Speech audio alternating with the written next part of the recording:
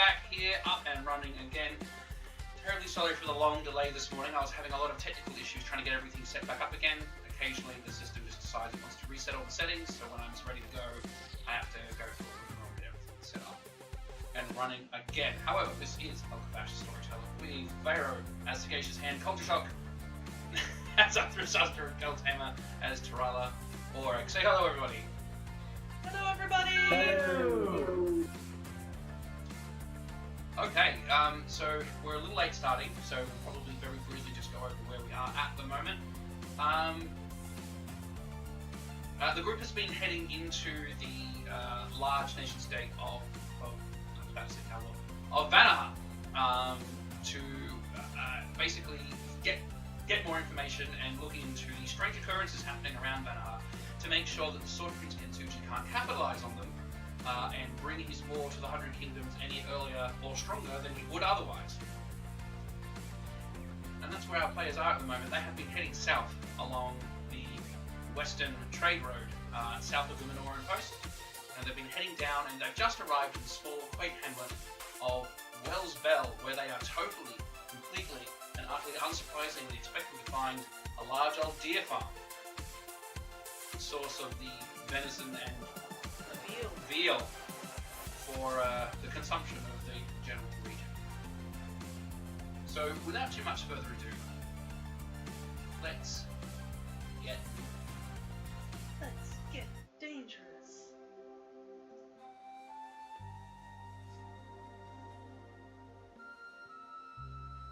So,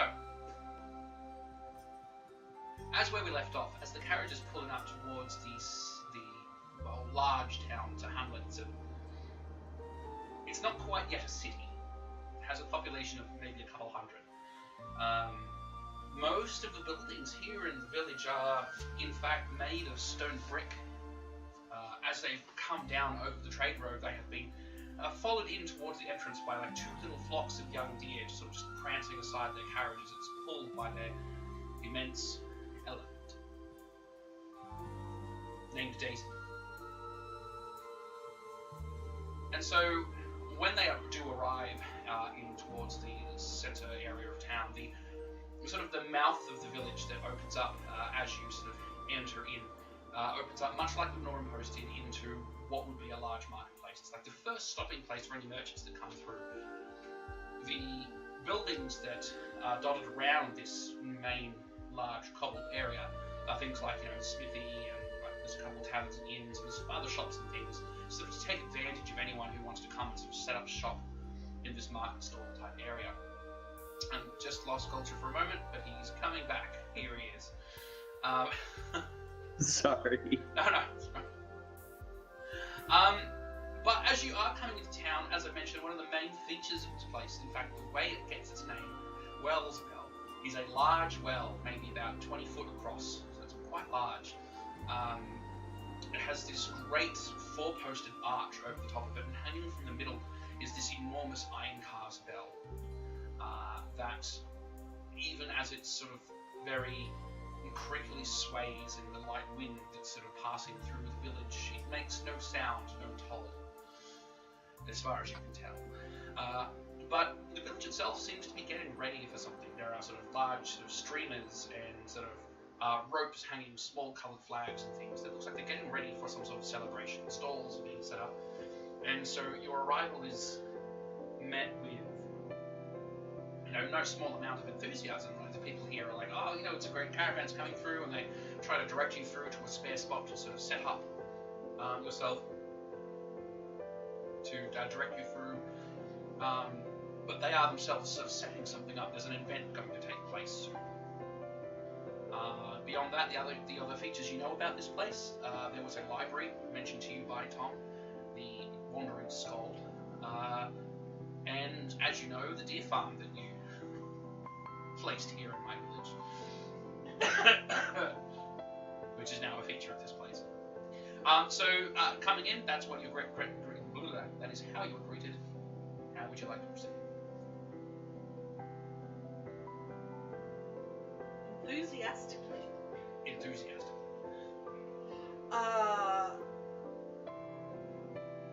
I'm going. Hand is going to ask considering they think that we are a caravan, are we still rich nobles, or and starts to kind of head towards Rel? It's like, or does the person who seems to be making rather a name for themselves want to set up shop themselves? Charlie blinks at that, like, I'm sorry, what? You've got an entire tavern to help out Tom. Do you want to set up something that's just you? You on the stage, you dancing, singing, looks like a party. Do you want to join the party? I mean, I'm definitely down to party, but that was like, I did that to make it easy to get information. I mean, she's kind of looking around. She looks like roughly how, like, when you say how big is this like town? Like what, like the area they're in? Like how big is the area we are currently in? Like, is it like would it be like the town bazaar area? Pretty much, it's like it stretches out almost like a vowel, I suppose is what I'd say. So the main road leading into town is sort of met by these two large buildings that sort of double as sort of lookout posts. So it's where the sort of the guards are partially stationed. You can see people up in the towers just keeping a lookout. Just in the event of bandits or any other sort of wild animals and things that might come towards the village. From there, it sort of flutes outwards to create this sort of large meeting area, at least 80, almost 90 foot across. The well, sort of smack bang in the middle of this entire area, takes up like a big chunky fourth of it, so just sitting right in the middle, and the rest of everything is designed around this giant well. From there, though, you can see that the road sort of thins out as it travels south and edges off towards the east a bit more, heading down towards the rolling hills. And you can see that there are some more houses and things built up along the way there. As the road travels down towards the hills, you can see the canopy of the trees of this forest just to the west of you. It's the lighter wooded area backs onto the very back or the very side of this village. The day is young. The sun is not quite very high, so it's this pleasant, nice temperature at the moment. You can see like light smoke coming out of the chimneys of the various places. There's a nice smell of like fresh bread, and so just the morning activity of the village, sort of all going on all around you. People sort of shuffling around. Some lanterns are being put out, that sort of thing. And it kind of looks like they're getting ready, like a festival is about to happen, like at this point. Yes. So, okay, I got something here. Han kind of watches Tarala. He sees her kind of looking around. She also sees her kind of kick off whatever shoes she's wearing, which indicates probably a dance is about to start. Got to be comfortable when dancing. She's like, she knows full well Han can, if need be, follow along. Like she knows he's good at,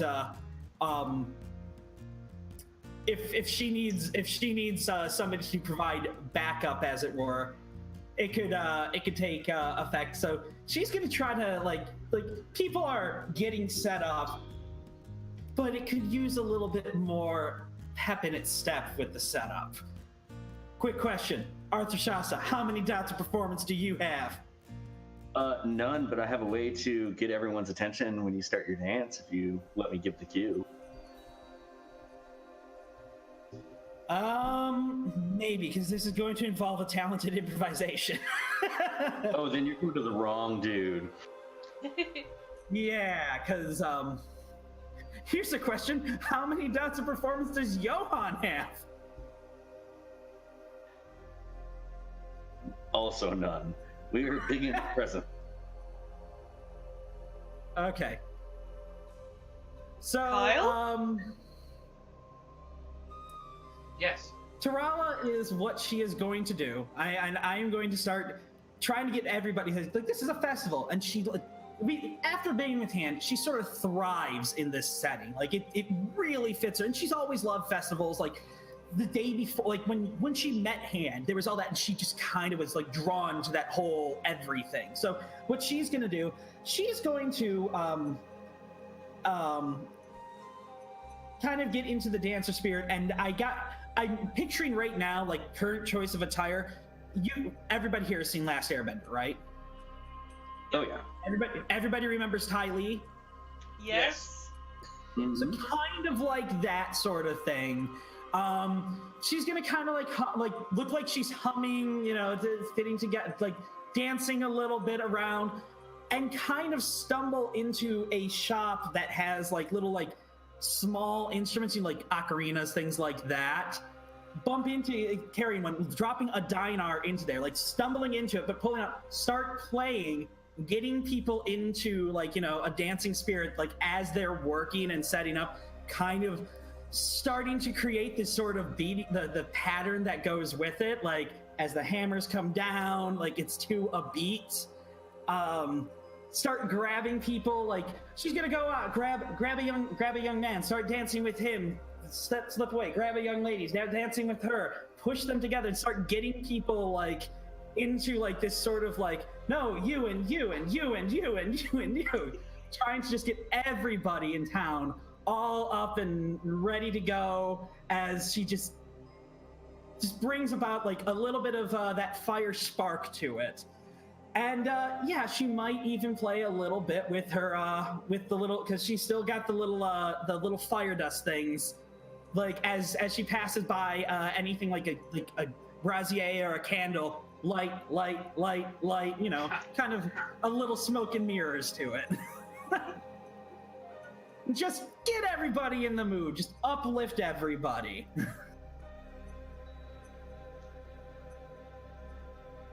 So just very quickly, did you want to like inspire or do anything like that, or is this just nice setting material? I just need to know where I'm proceeding. It's like obviously she's just using like the fire dust to kind of like poof whoa poof whoa poof whoa, like at strategic points, like because fire dust actually has a little bit of an audible crack to it as opposed to just candle lights. Yes, that's right. Yeah. So she's doing that, like dancing and getting into there, and as it happens, she will eventually like slide back in. So everybody's like, at the end, it's like, wait, what happened? Why are we we're all really excited and pumped up. So Taralla's able to sort of whip the whole marketplace into this furor of excitement. Sort of dancing, wheeling. This is already a celebration for them, and to have a stranger sort of march into town, sort of, and start whipping up about them like a firecracker, lighting that fire of enthusiasm within each and every one of them is quite the novelty.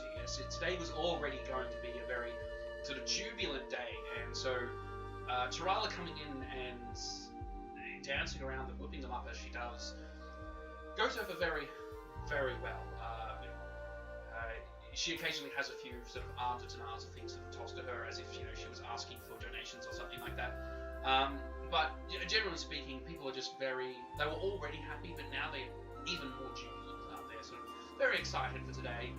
It's going to be very nice and fun. And sort of within all of this sort of swirling, sort of fire crackling motion that is sort of whipping up everyone in, you get joined by a young boy who's probably just about your age, maybe a little bit younger. He's very light on his feet, dressed in some very fairly simple, like village attire. It's like it's a very basic sort of tunic and pants sort of setup. He's also barefoot, just because he likes. But he's very, very nimble the way he sort of dances around on the pole top, sort of jumping from top to top. You can tell that he's used to sort of playing around and when he dances with you, it's like the very air around you sort of whips up into the same excited dance with you, and how light he is, how that slight sort of pale cast to his to his skin, the flawless grace by which he sort of flows and dances around, you are absolutely certain that he carries the blood of the air dragons in him. And he's very excited to have you here, and he just joins you in this long, righteous sense of play all around the marketplace. Nice. Do you want to put a roll into that to see like just how effective it is? If you like, yep. All right, so I would be burning 4 motes personal on the performance excellency, which nullifies any penalties for multiple targets, which is the town. Yep. It also gives 2 automatic successes, and based on the stunt rating, I'm using talented improvisation, which allows me to reroll 2 non-1 failures, like 2 dice that aren't ones. Yep. And it's normally 5 motes, but it's reduced by the cost by the point value of the stunt. I'm going to be giving you a 2-point start. All right, so it's 3 motes. So a grand total of 7 motes. We get 3 automatic successes, and then would this be charisma? Would this be charisma, appearance, or dexterity plus performance? I will say charisma. Charisma. Okay, so that will be 7 dice or 9 dice plus 3 automatic successes, and then we re-roll 2 of the fail. Okay, so that's you've rolled 4 successes plus your 3 autos, and you've got a 6, 6, a 5, 5, a 2, and a 1, so you can re-roll 2 extra dice. All right. For 0 additional successes. Okay.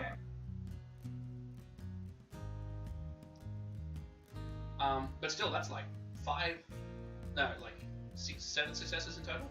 Yeah, 7 successes. 7 successes. This is a bad. wonderful performance. This is, as flashy and good as something that Sagacious Hand himself would put on. Like with trained performers, coming along to do the dance with him, that sort of thing. So it's very Disney the way you've sort of everyone seems to sort of join in on this highly improvised dance, and they all seem to just pick up on the rhythm of it, and this sort of the energy that you send through it lets everyone sort of feel that same beat, that same improvisation, that same flow, so that they all join together, and it's all synchronous, and it's wonderful, and it's joyous. And this boy, as I mentioned, comes through, dances with you, and he follows you all the way through, from about halfway through all the way around to the end, ending with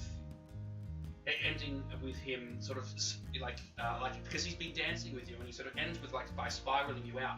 You can feel the wind sort of carrying around you, sort of cushioning you and carrying you as you sort of spin like one of Sagacious Hand's fabulous little sparkly spinning tops, through the center of town to sort of take center stage with your arms raised, ready for a giant bow, and the whole marketplace just erupts into this uproarious applause.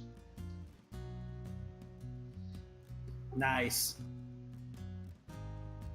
Meanwhile, Hand's just probably just back there it grows up so fast. Yeah, Hand was considering because of backing you up, but you've just Hand and Rala have traveled together a year and a half now, and she was already in a court and used to dealing with people, but now she's stepping out and just picking up the attention, effortlessly moving into saying hello and using her charisma, just this wide net, and it was just staying back going, I could help, but she doesn't need it. She's already just found a nearby player, so there's already music that's accompanying her, the beat of people enjoying, clapping their hands. So yeah, it's just him at the background as people start to clap with him, covering his face, the grin of pride, and just yeah. That's Solar Dad. Oh, it's right there. I didn't want to be loud. No one needs to know that the camera is the microphone is ever so slightly off shot. It's invisible. We have all of this space around us. Sorry. All right. So after this performance is finished and everyone's sort of clapping and applauding, they slowly die back away into doing their chores. Some of them have been even more efficient in what they were doing anyway. So It's sort of gotten more work done than they really thought. You know, kind of that whistle while you work sort of mentality. Time has passed, people haven't really realised, and it's just been this really nice accent to the morning. So when the boy joins you again in the centre of town, in this sort of centre square with that four-legged arch of the Wells bell behind you, he sort of bows to you, plays a little trill on his little panpipe that he's got carrying around with him, and just sort of leans back very lazily onto the roughshod bricks that make up the lip of the well as it stretches around. That was amazing! Who are you? What are you doing here? Oh. Can we do that again? Well, in reverse order, yes. What was the question just before? Can we do that again? It was, who are you? What?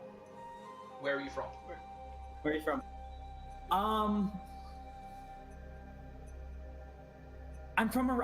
a traveler, traveling with a caravan, and who am I? Let's see. Do we want to use real name, sobriquet, or other sobriquet? Roll the dice. I think she's actually okay with using her actual name because she's now given the fact that it's like, oh, this place, people don't know who I am. Tarala Oric. This isn't gonna bite her in the butt later. He gives you a deep bow, and raises his head back up again and says, well, very well met, Tarala Oric. My name is Aaron. Aaron. My name is Aaron. I don't know. She gives the bow. It's like, that was wonderful, Aaron. Do you perform often? Like, you seem natural. Oh, no, just I play a lot and I was inspired by all of that. You just judged into all of her. Well, please, well, I mean, it was fantastic. Your help, like, it just felt like getting everybody up, their spirits up and everything, getting the fire going, as it.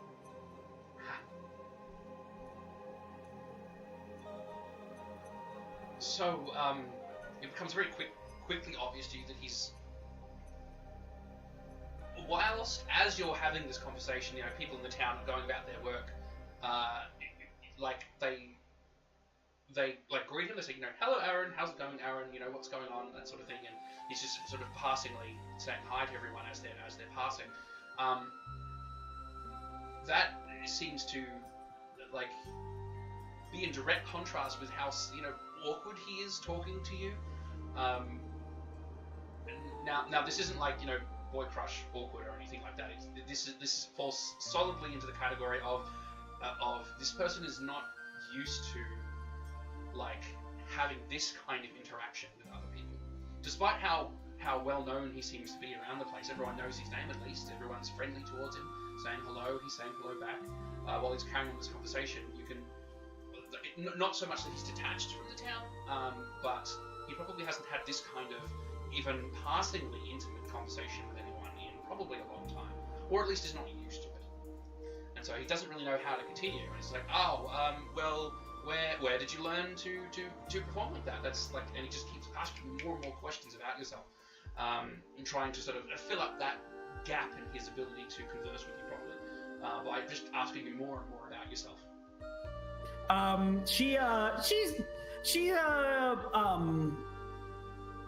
Again, find a place where she can kind of be herself without anything. Like she's not mentioning anything about the Oric family line or anything like that. She is she's very much, but she's like, well, I will admit that the dancing comes a little bit naturally. It's well, and she does one of those. She points to the fact that she's not pressing the button on her thing right now, as she does a finger snap, showing a little poof of flame.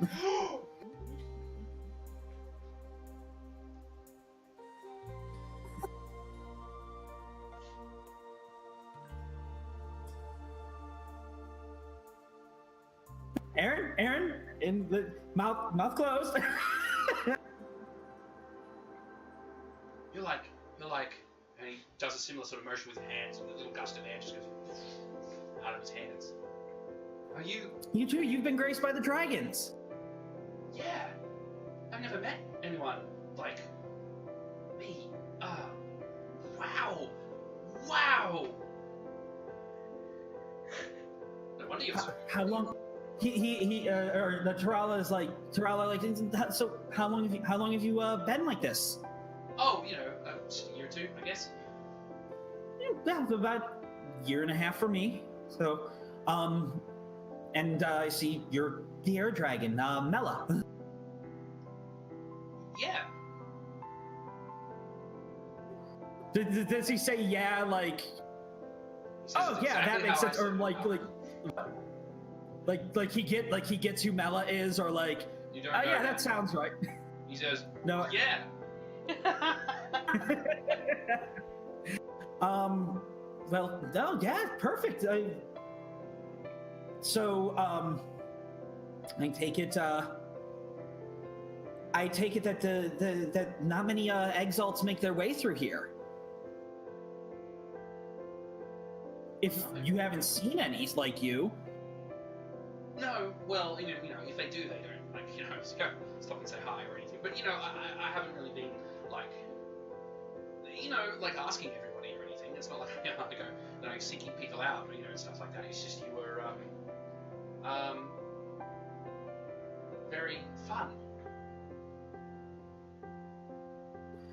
With that, she takes a little bit of a point on this, and she puts her arm around her. Let me come introduce you to some people. Come on, I'm going to introduce you to my friends at the caravan. I got someone who, when he finds out you're a dragon, he is gonna be your best buddy.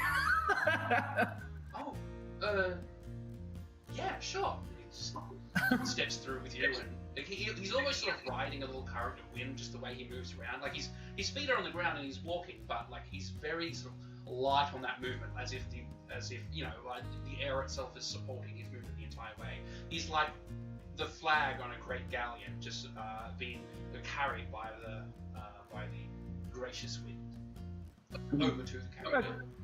All right, so she leads them back, and since presumably our caravan does the thing so people know that when we're entering with our goods, that the bell rings so that they can be attended to. Ding-a-ling-a-ling, like, hello, I brought a friend. The little window opens up and Kyle sticks his head out. Hi, Jake Kyle. Phoenix. Well, you can call me Tarala now. You know my other name, not my stage name. Right. Hi, Tarala. Who is your friend? This is Aaron. Aaron, this is Kyle. Hi, Aaron. Hey, Kyle. Tarala, like, It is nice to meet you. Tarala's whispering, like, he's a sweetheart, super nice, little learning about people, but he is so nice. Okay. Well, hi. Let's be friends. You want to be my friend? I must have lost your once. Just turns and leaves. Wow, he's a little He is, but again, he is an absolute sweetheart. Once you get him talking, sometimes it's actually hard to get him to stop talking because he is so into it. He is so into learning about conversation. Oh God, really? Sort of. That's what the villagers kind of sometimes say about me. There's old Auric, who runs a tavern, and then there's I've got the name of the Valerie, and then there's Valerie who runs the library, and he just sort of lists up a whole bunch of people in town, and he just starts talking about all the people in town and how they all sort of say that sometimes he has problems shutting up, although he clearly doesn't understand what the problem is, and so even as he's recounting it to you, he's just like and they keep saying all these sorts of things, but I don't really sort of think about it too much. I just sort of let my mind wander and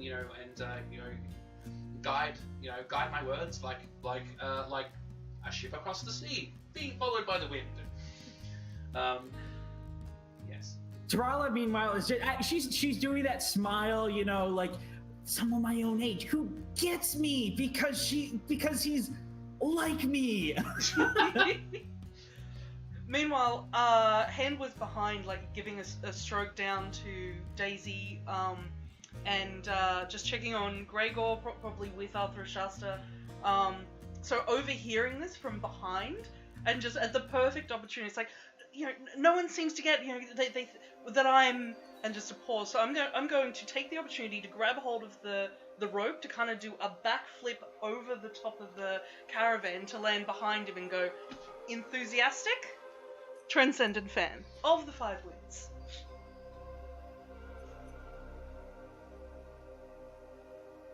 Yeah, that was pretty nice. He sort of looks around, grabs it, and just replicates your stuff. Yeah, that was fun. And he does it another couple times. Tarala, Finally spinning around, puts out his hand to you. Doesn't really wait for you to sort of take his hand. As soon as you start extending yours to take it, he grabs hold of yours and goes, "I'm Aaron." Hi, Aaron. I am Fan, but I have already said that. Yes. What is this festival about? This is amazing. Oh, this is about the well. A well gets its own festival? Well, you know, not the well, but the things that's inside the well. You know, all the villages have sort of little celebrations about things, like, you know, crazy things, demons. I'm not familiar with those. It's not really that. I mean, like, we've been doing it like for forever. You know, it's a bit silly. Oh man, you're gonna have to tell us more about this festival. It sounds really cool. Oh, you know, we just sort of get together, we have a party, we eat some food, the adults do some drinking of some kind, they all get a bit silly, we have some fun, we have some dancing, you know, I have to, like, you know, cut a rope or something, and then, like, you know, it's all over. It's pretty basic. Why do you need to cut a rope? There's like... It's part of the ceremony. It's a thing that we do. I don't know, I wasn't listening. Sorry, man! Sorry! Just, like, genuine, like, just cutting ropes sounds really important. Meanwhile, while Hand has him distracted, Tarala pokes her head out, like I'm assuming Arthur Shasta's out there. So like, come here! I found another dragon blood. I can hear. Come here a second. I don't want to overstep my bounds, but I'm not sure at what age you had to flee your parents' house. So I don't know if they ever had the conversation with you about proper and improper relations between adults of your age or adolescents of your age. I believe in this area it's some sort of weird, perverse, and confusing parable about bees and insects fornicating, which I do not entirely understand. But if you want a more anatomical... I'm so glad I'm out of earshot. We haven't even had breakfast yet!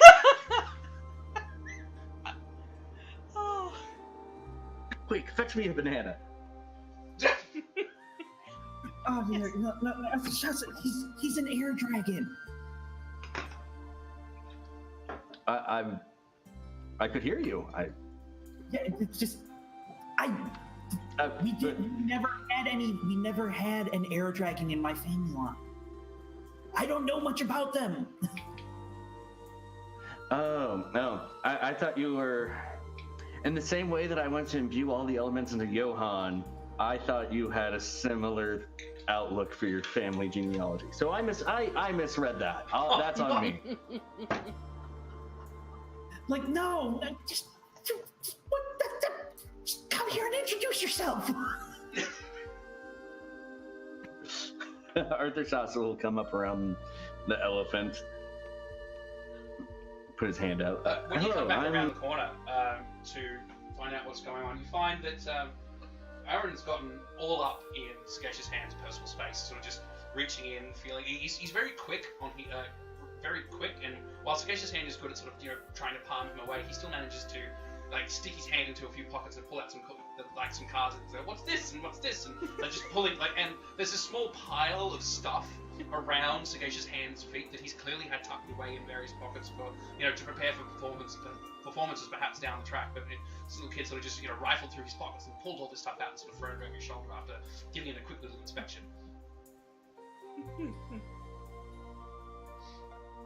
At one point, like we finally pull stuff out. I'm like, slow down. Do you want to know what it's for? This stuff is for something? He does like the conspiratorial look around, like obvious as anything. Like no one's looking, and like shh to the kid. And on one of the wires that something's attached to, does the and starts with the to surreptitiously pull it towards him, so it looks like the telekinesis whoop, and levitates it up to into his hand to do the flash behind and then gone as it slips back in.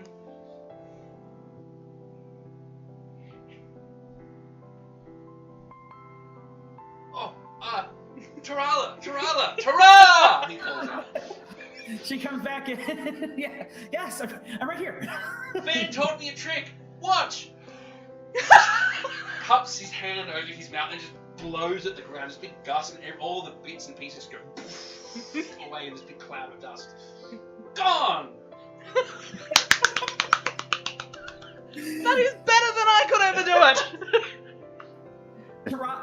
Arthur Salsa stands there and starts picking leaves and grit out of his hair and teeth.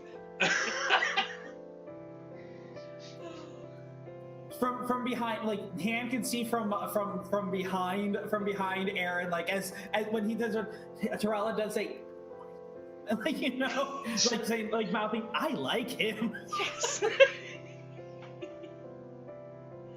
Oh, that's awesome. I want to ask, can you bring it back? But I feel that's just mean.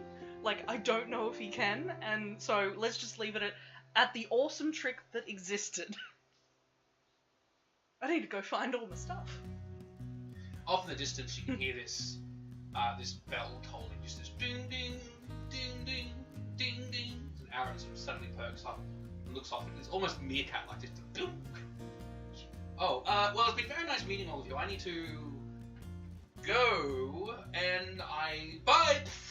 And just sort of a few hop skips and a jump, just off he goes into the distance. Down south along the road. Brala's like, wow, he's fast.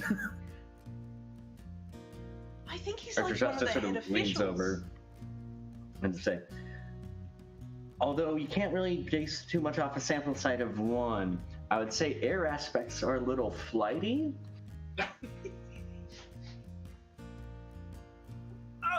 Oh, that was a joke! I get it! I passed Tarala a coin. He made a joke. Meanwhile, Arthur Shot's like, that wasn't a joke at all. That was an astute observation. Why'd you laugh? Show us what you got. Yeah. Right, so Aaron's taken off into the wind down south along the road.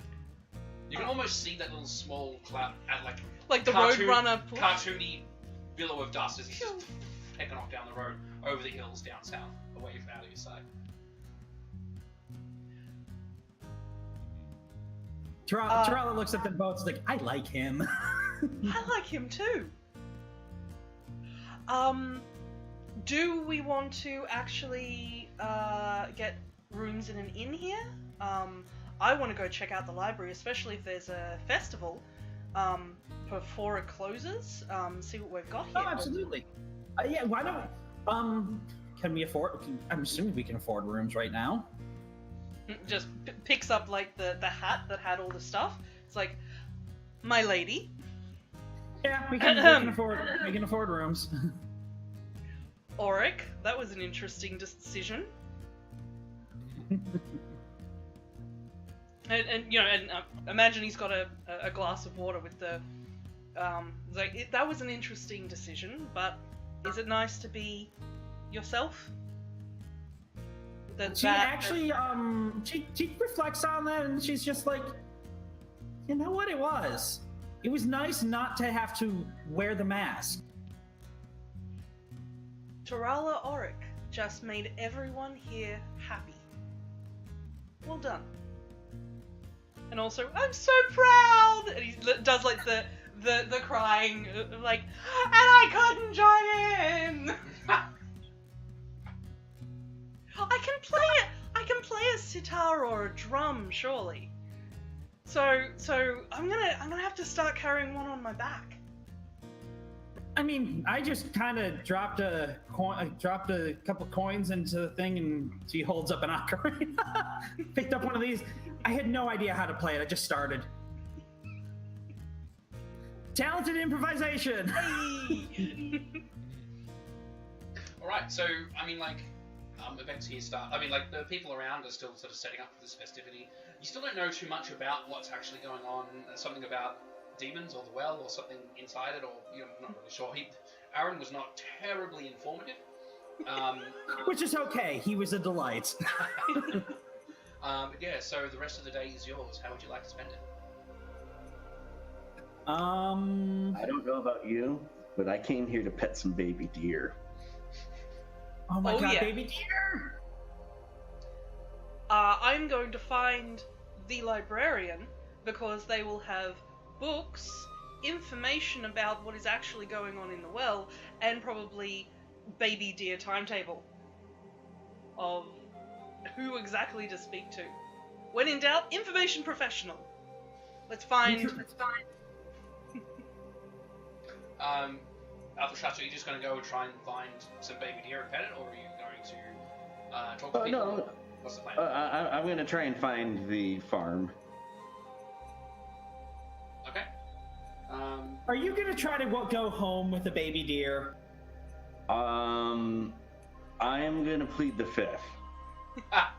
Absolutely. So that means yes, and I am a-okay with this. So, Althashat, it doesn't take you long to try and find what should be the farm where the deer are. It's actually towards the outskirts of town, towards the west. It backs onto that wooded area, as I mentioned, as the what would be the greater forest stretching out further into the west sort of becomes a lot lighter and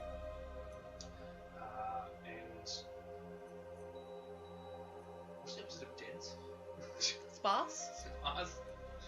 Not quite sparse. This hasn't. Anyway, so the trees lighten up. The tree line itself starts in earnest. Maybe a few hundred yards back from the edge of where this place that you locate is. But the way it sort of tapers into the grasslands that are otherwise outside the edge of the trees.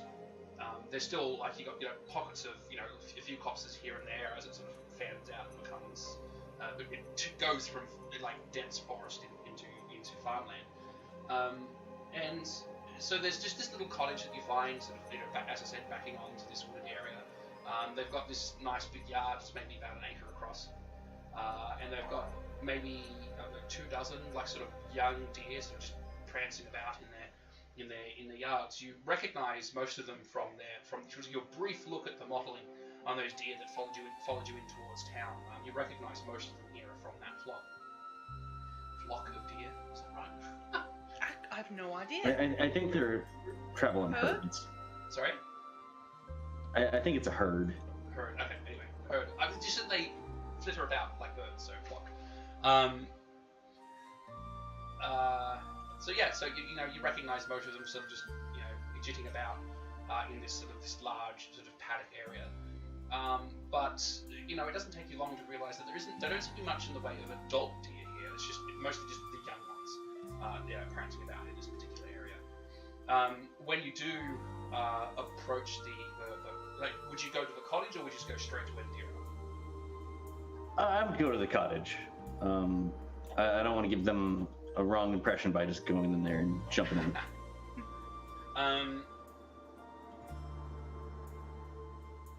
So moving up to the front of the cottage, there's an older gentleman sort of just sitting there smoking some tobacco in a long pipe. He's got very Gandalf-y sort of look about him. He's long summer robes, just like that nice tight stitch wool. Snap! We're being hosted by Me.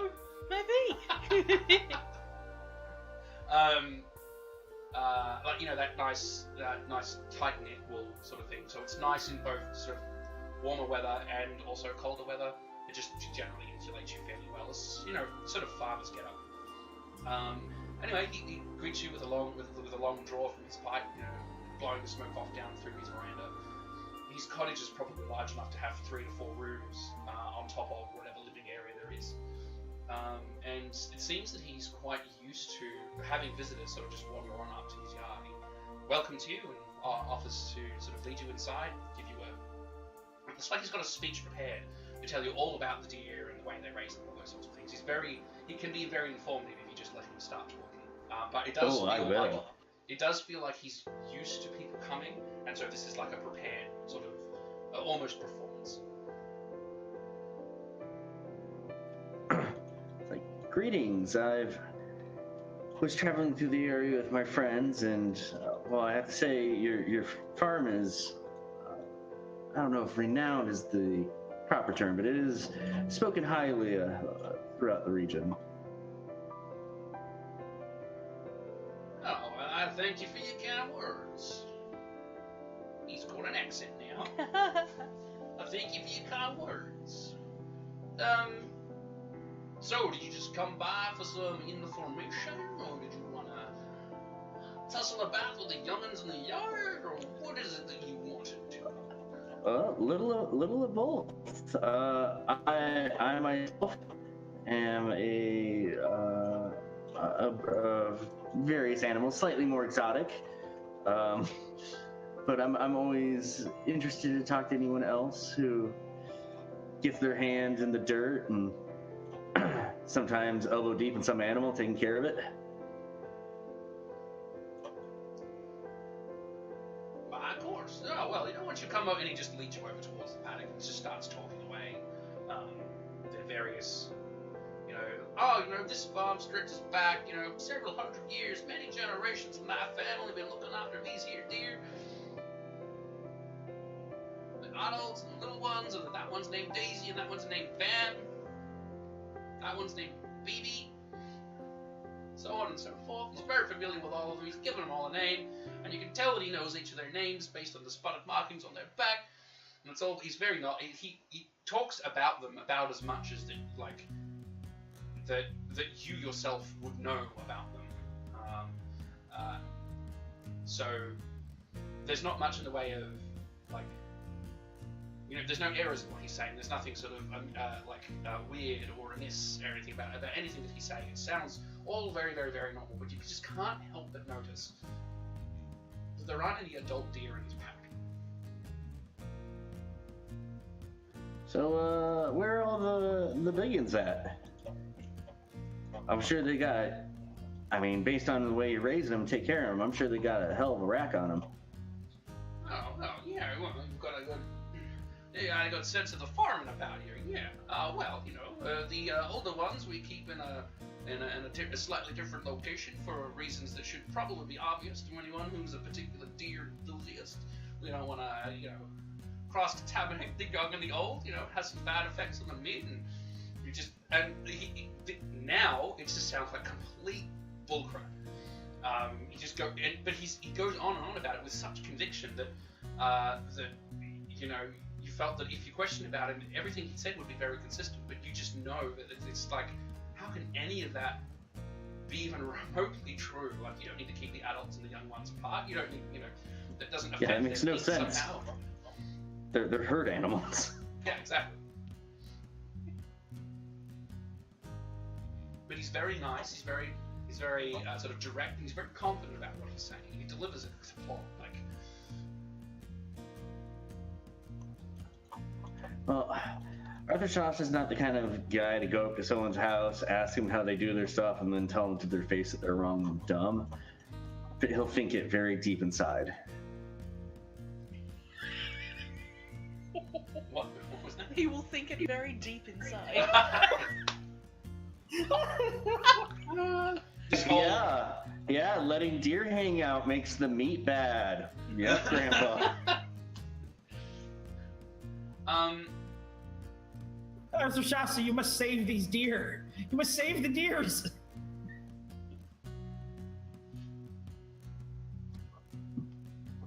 I'm gonna. How long have you been managing this farm personally? Oh, I've been managing it since I was taught by my daddy. Now I'm, almost a good, not dozen decades. I'm 120. He's been running the farm for a few decades. His father, for decades before that, and so on and so forth back the line.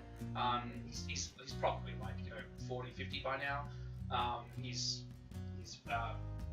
says that his father has retired, so he's not looking after things anymore. He's back living in the village, living it up, with the celebrations. I got a big day today. We've got the big celebration for the bell. Oh yeah, what is the celebration about? Someone told me it's about a bell, and you cut a. You don't need to be worried about most of that there nonsense. No, it's mostly just a good excuse for everyone to get together. We tell the little ones it's about a demon in the well, but it's not really true. Sometimes they can be a mite picky about joining in, unless the fate of the world hangs on their shoulders. So you have to convince your children that there will be a horrible demon that breaks loose to get them to eat a bunch of food and party? Well, sometimes they don't want to join in.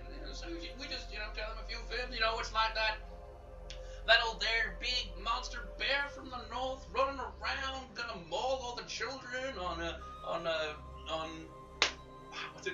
Calibration Eve if they don't be good. Marks their socks with his great cold stick. That's an actual legend. Poor Arthur Shasta. Oh, is it? Okay. Holy shit, this guy is nuts. Alright, new Amazing. plan. We're stealing all of these deer for their own safety. It's like, we came here to pet the deer, not take them. I'm fine with this plan, but still. So this whole exchange takes an hour or more. So you said you were going to the library. Yes, please. Library. Labra. Shall you be accompanied by Trial or anyone else, or are you going on your own? I'm going to ask if anyone wants to come with me. I'm going to take a stack of the books that I've been reading on the journey and see if I can do a trade. Tarala figures, what, I could use a little bit of a walk around town that isn't a dance. What about Kyle or Striking Ballpeen? Any of our... They will come with you if you invite them. they are invited.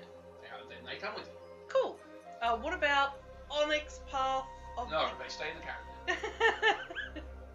Do they want anything? Are they after any... They are happy with the way things are. Okay. They do not want to rock the caravan. Alright. You lovers be good while we're gone. Close the door. Can't guarantee that. Should we promise? I don't know. Let's just be quiet. I'm gonna say probably on the trip. Again, this is because Tarala hasn't had a lot of time to make friends her age. She might be geeking a bit. So just assume standard. Said, "Oh my god, it was awesome," and he joined in, and it's almost like immediately he knew where to fit in and everything like that. I know, I was watching. That was fantastic. Also, we're heading to a library. We saw some of the immaculate. Then points to the signs at the top. It's like, so maybe there's going to be some more like realm-specific adventure stories, and, like, you know, because he knows how much she loves them. Maybe there'll be something that she hasn't read. Oh yeah, you're right. And, you know, maybe if he's into it as well, get some stories going. Oh dear, he doesn't. Oh dear, despite being an air aspect, he probably has no doubts of linguistics. He probably can't read. The poor sweet boy. That's why books all have pictures, right? So, but when you ask for directions to the library, everyone in town knows exactly what you're talking about. They don't necessarily lose their sort of excited enthusiasm that you whip them up into, but there's this sort of like this sigh of, oh, yeah, it's that building. It's this great big 2-story building, takes up, you know, half of a block. You know, it's this immense building. It dwarfs the size of pretty much everything else except the tavern itself. And it's a very sort of, you know, well kept building. It's probably the only building that doesn't have one of those dragon signs out the front telling you what it is. But it's easy to spot just because of that. It's the only non-signed building other than the residential houses, you know, off towards the south. And like, stepping inside, it's this. I mean, some of you work in library. You've all been into a library. Whenever there's like a large number of books around, there's this almost, you know, what do you call it? This sort of musky, woody smell that just pervades the whole room. The windows are all pulled open, so none of the candles have been lit, so you don't have that you know, wicker type of smell from burning candles. It's just the scent of hundreds and hundreds of books stacked high. This place is this great big open plan area. It has, like, outside it looked like 2 levels. Inside, when you walk inside, you can see it's been sort of 3 scaffold levels have been sort of squeezed in place. That you've got your ground level, a little bit higher as a second level, and a little bit higher than that as a third level. Kind of squeezed in, so that there's enough room for you to sort of walk through. But mostly it's just to sort of give everyone easy and simple reach to most of the book collection that's around. You've got some great big, you know, bookcases running up and down the length of the building in the middle. And other than the immense amount of the sort of the literature that's been stored here, you can't see much in the way of sort of organisation around. There's no signage anywhere. There's no sort of like, you know, what we would know is like a library desk or an information desk or anything like that. People talking in the chat. That's Kel. Ah. Right, who knows everything.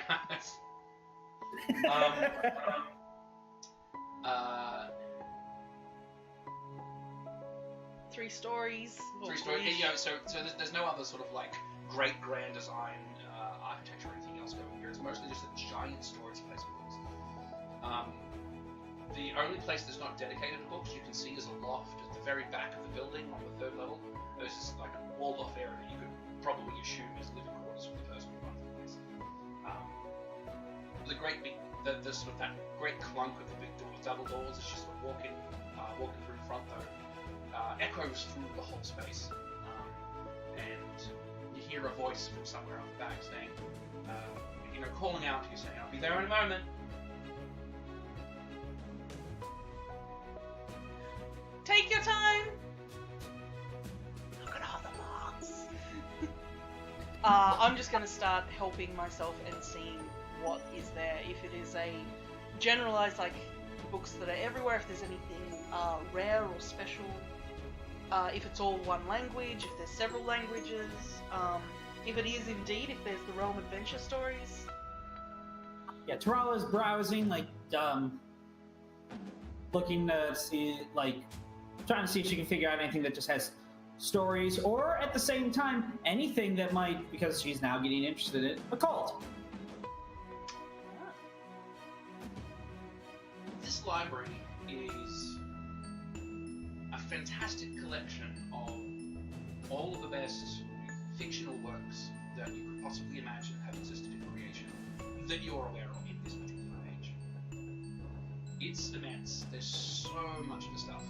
There are some like what we call non-fiction sections where there's some like some some books on the science of the world, some occultic type things, and some history books and things like that. But most of it is dedicated to like fantasy novels and things like that. One thing that as book aficionados yourselves would notice is that none of the books here seem to be in their original bind. When you pull something from the shelf, the name on the spine is written quite clearly in Grimspeak. That's what they mainly speak here. And sort of opening up and leafing through, you can see that while they don't have like multiple copies of each book seems to have been like hand-bound and handwritten. I mean, like you don't have like printing presses here in creation or anything like that, but like it's all been handwritten in the same hand. And after perusing a few of the books, when this woman, finally sort of manages to find you coming around the corner, you can see she's got this almost ink-stained apron, over the front of her, and she's wiping some ink off her hands on the apron itself as she comes up towards you. Good morning. What's your name? Valerie. Valerie. My name is Valerie. How can I help you? She takes note of the book that you're reading and starts telling you about it.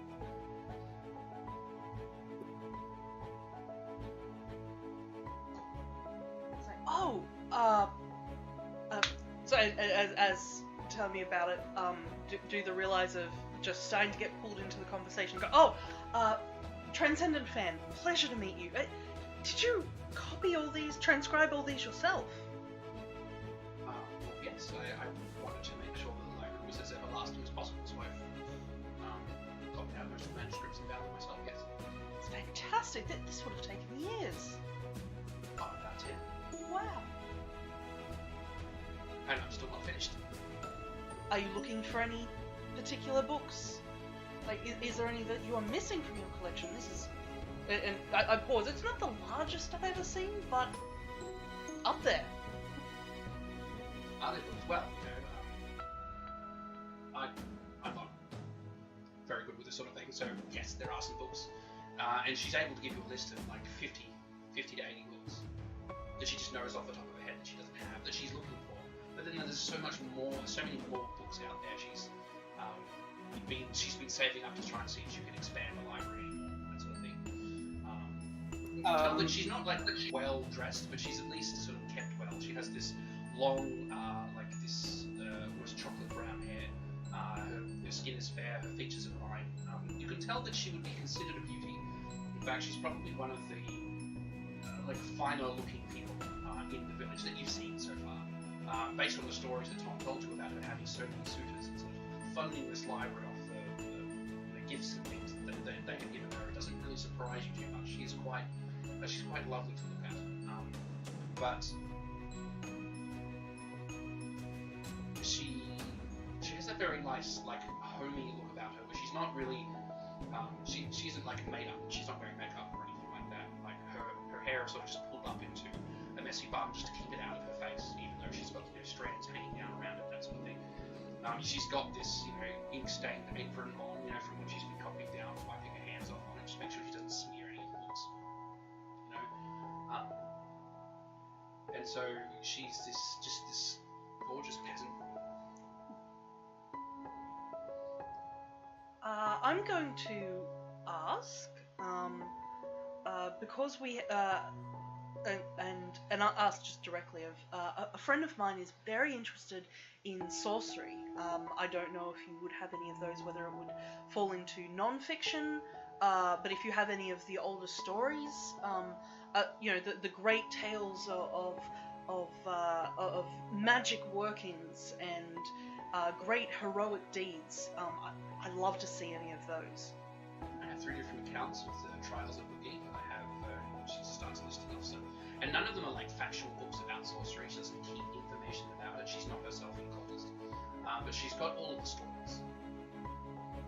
Some stories that you haven't read, some stories that you have read, additional chapters from stories that you've read that you haven't quite gotten to yet.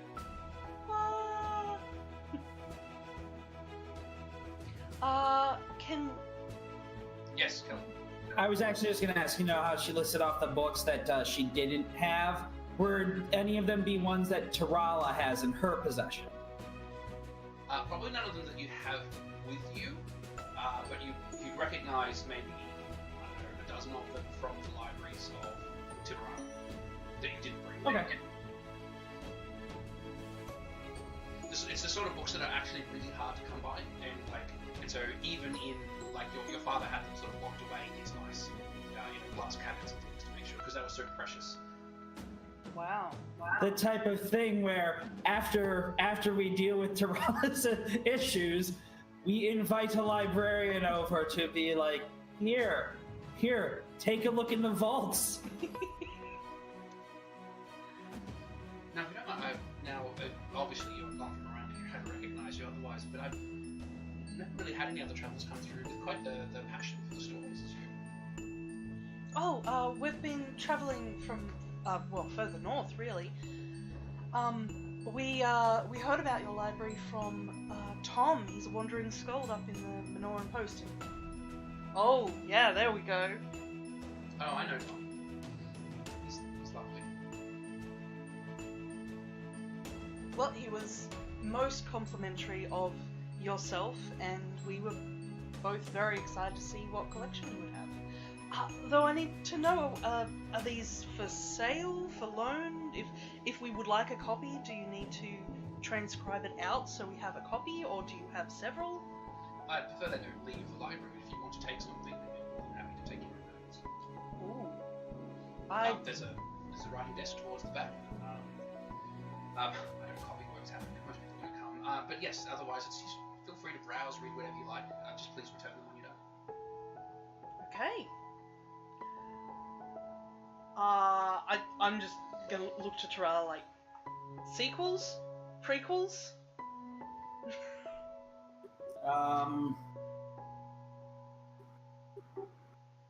I mean, Tarala, you're asking if Tarala has sequels or prequels, or if she's looking for sequels or prequels.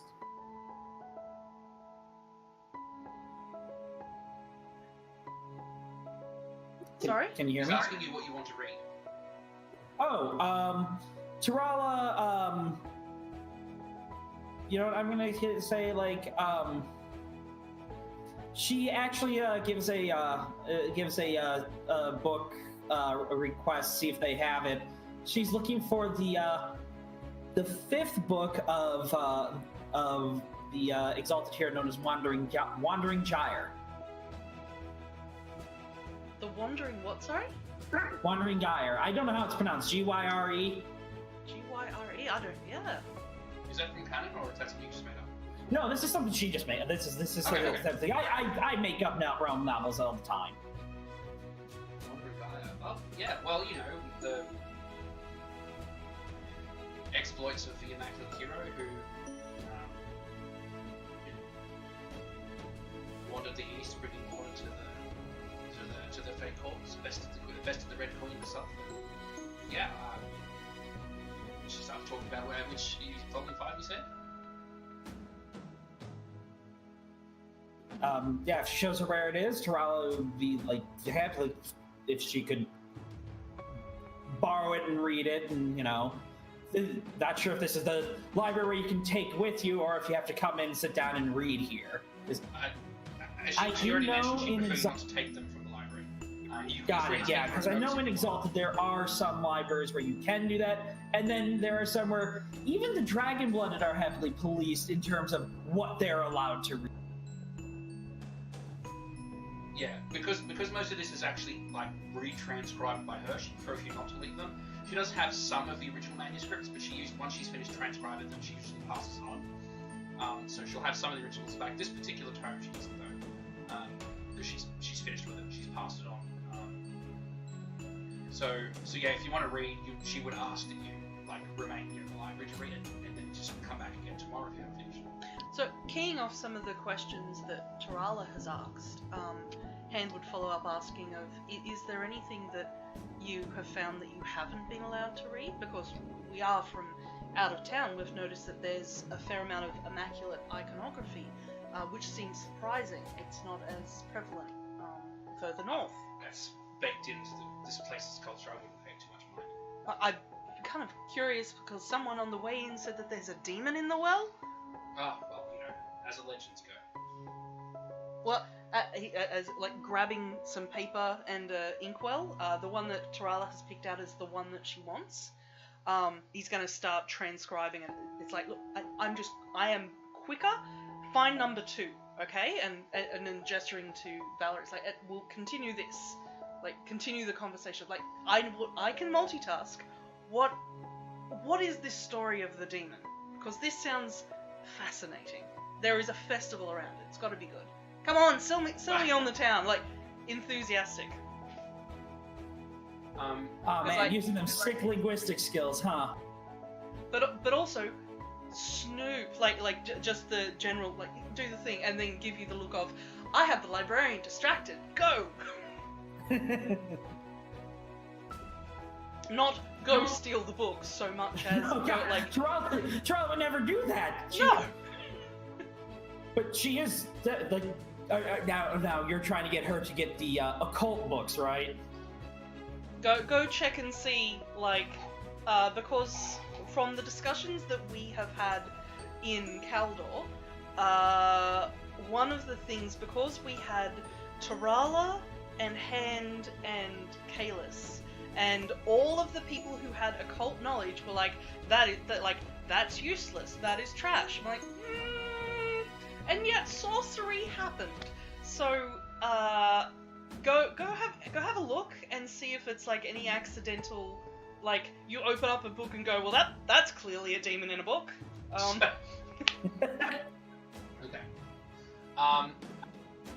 What we might do, we'll move into our first break. Our only break, because we're doing a regular size session today. Moving into this break,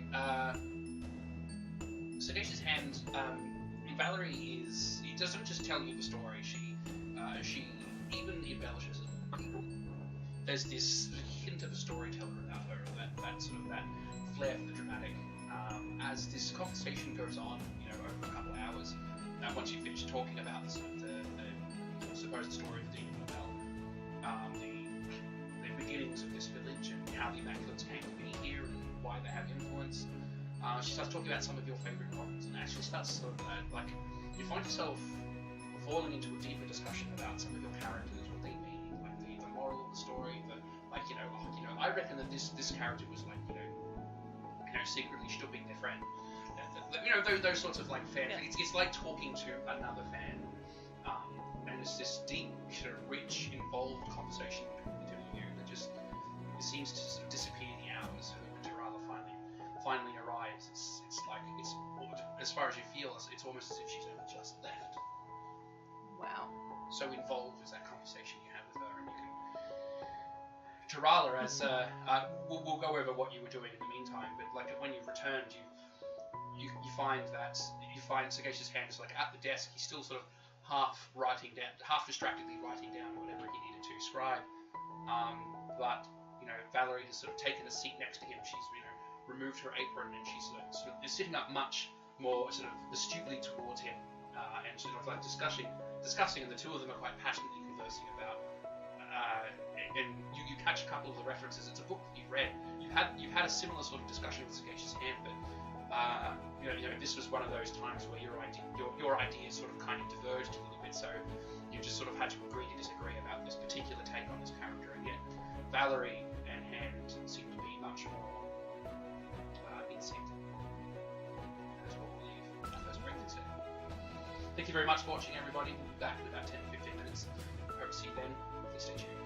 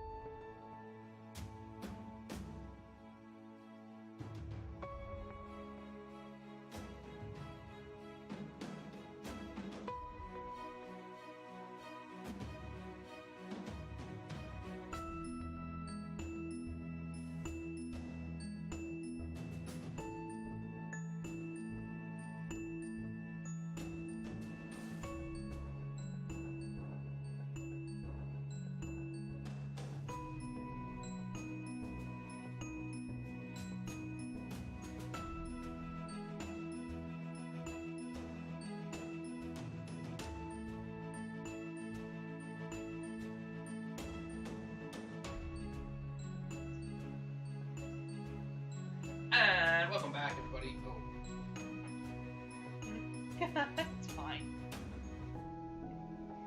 Welcome back, everybody.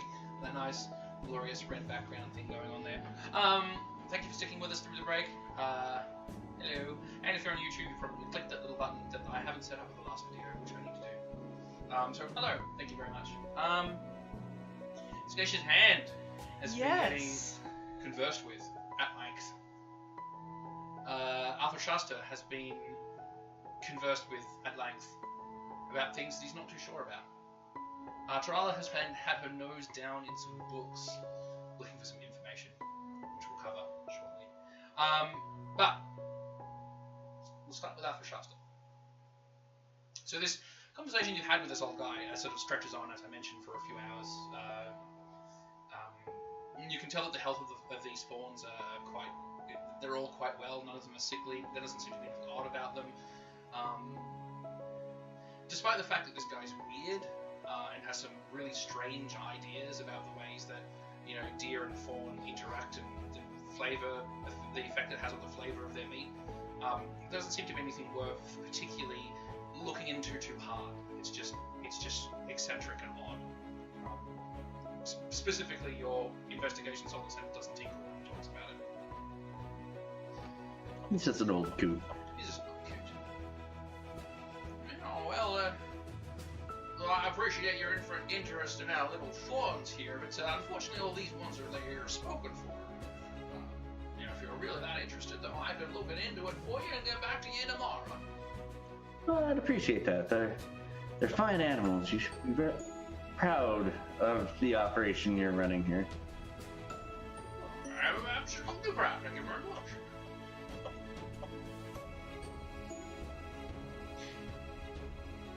Well, can I offer you any tea, biscuit, maybe, or something to alert to that appetite of yours? I'll have a glass of tea before heading back to town. Thank you. Absolutely. And he just takes you inside. He keeps talking about his operation. It's for the viewers, it would be incredibly boring the what he goes on about. But, you know, he's very proud of, you know, his family line, you know, the breeding habits and things. Talks about the sort of the spottage on the back of the deer, and you know how to get that sort of like they didn't sort of just breed for, you know, the flavor of the meat and the size of the meat and sort of stuff. Like they were looking for, like, you know, attractive little doing deer as well, for whatever reason. And when he serves you, you know, your tea, it's this nice deep, almost sort of like deep burgundy red wine kind of color. This tea that he gives you. You know, he serves it with like a small pot of cream if you want to add that to it, and some sort of sugar cubes and things like that. Otherwise, Yeah. I'll kick back and I'll tell them my stories about trying to tame elephants. Well, the elephants, you know, there's some big fellas from up in the north. And to the south too. You find them all over creation. You travel around much, or you mostly settle down where you keep all these animals? Oh, I'm on the road quite a bit. Boy, how do you look after so many interesting things when you're moving around so much? They move around a fair deal better than I do, I think. Do you use them like a riding them around, or are you just good friends with them, or? My dog, he free roams with me. Gregor he helps pull my wagon. Well, when I need to come and find you tomorrow, are you staying in there inn, or are you hooking up somewhere else? You're staying under the stars out there where air is particularly delightful.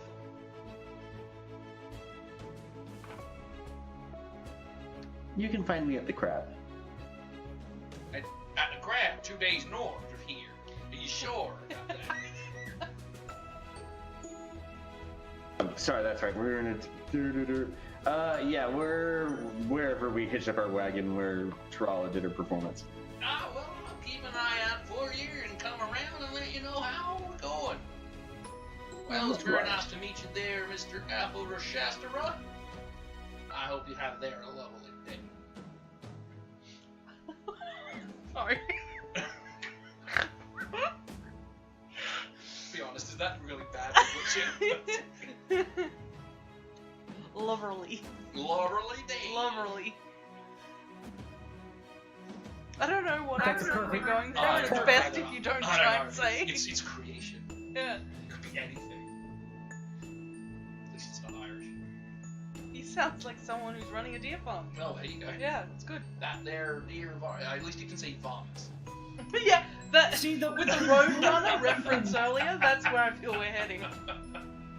Alright, Like I was just saying, with him doing everything wrong, I was almost picturing an accent coming in sounding like Dale Gribble from King of the Hill, because Let me Dale tell is you the what guy. that.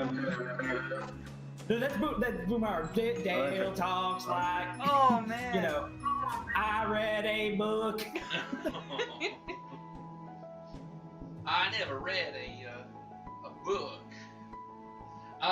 So, moving on. Arthurshafter's finishing up his business, and he's sort of heading back down into town. Sagacious Hand has been chatting with Valerie. Valerie! Does she have a last name? No.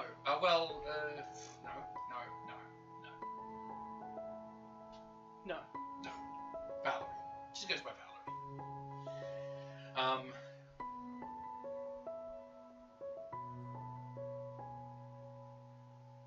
Yeah, I mean, so you've been speaking with Valerie for some time now. Her opinions on this whole festival thing are a little... she doesn't really get along with the people of the town, and they don't really get along with her. They all, she is of the opinion that they all think that she's better than them. And she's like, I totally don't think that, if they weren't so, provincial, then perhaps, they would understand that I'm not judging them all the time. Sort of attitude that she's got going on there. But beyond that, she's just, she wasn't really planning on going.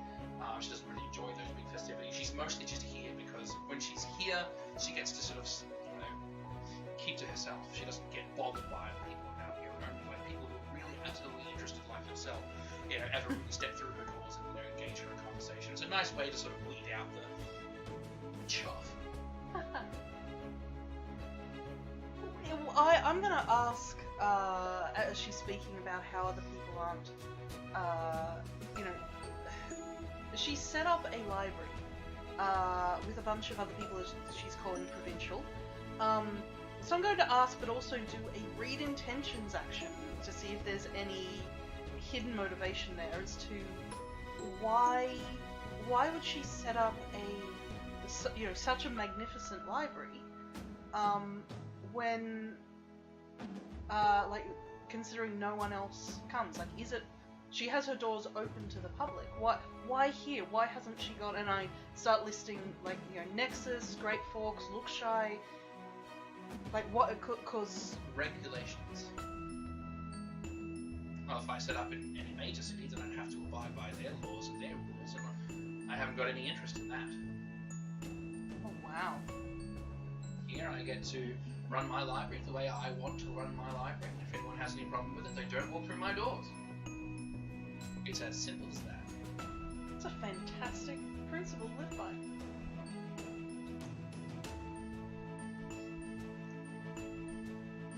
Well, you said you're not going tonight to the... Oh, yes. That silly thing. But it looks so fun. Streamers and dancing.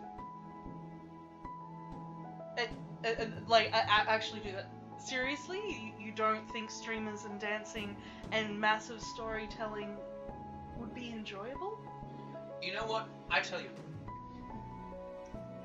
When the festivities start tonight, you go and you enjoy yourself. Once the sun is set, I'll come and find you, and I'll show you where the real magic is. And then you tell me whether the festivities are worth going to. Mm, Tarala, you've been there for like 10 minutes now. And I was just gonna say, like, while Tarala's kind of looking up at hand, like, you know, from her book, going, That sounds lovely. Meet you. I'm just shipping hand with everyone. That's just to say. I'll come find you tonight. You can't miss us. We are a colourful group with a giant elephant out the front. You are suitably flammable, yes. Oh. It was lovely meeting you, Valerie. We'll let you prepare to close up. And have me leave before you change your mind, because this sounds amazing. All right, just quit, like. Tarala getting the hand. Thank you. Thank you so much. We'll see you tonight. See you then. Transcendent fan.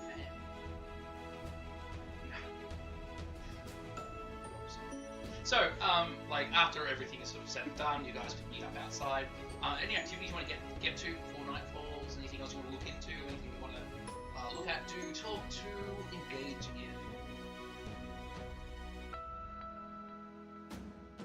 Probably walking away with Tarala going, ah!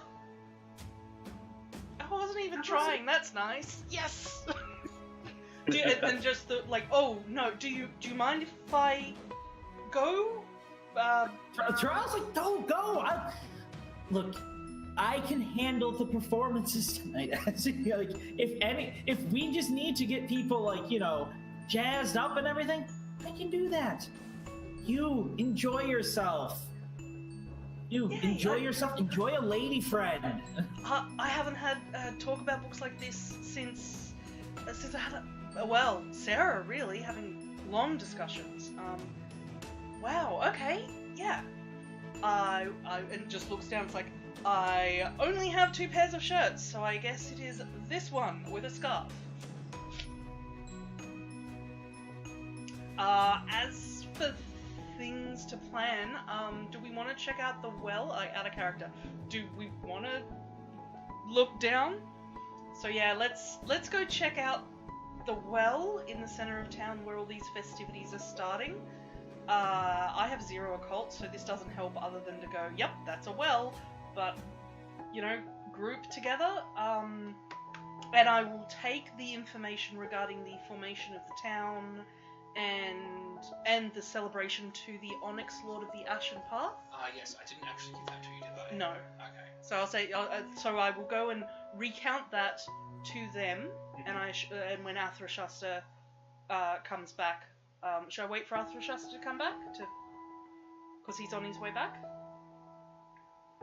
If you like. Yeah. I mean, yes, so you've all met up in town, you've found each other, it's pretty simple to find each other, you know each other quite.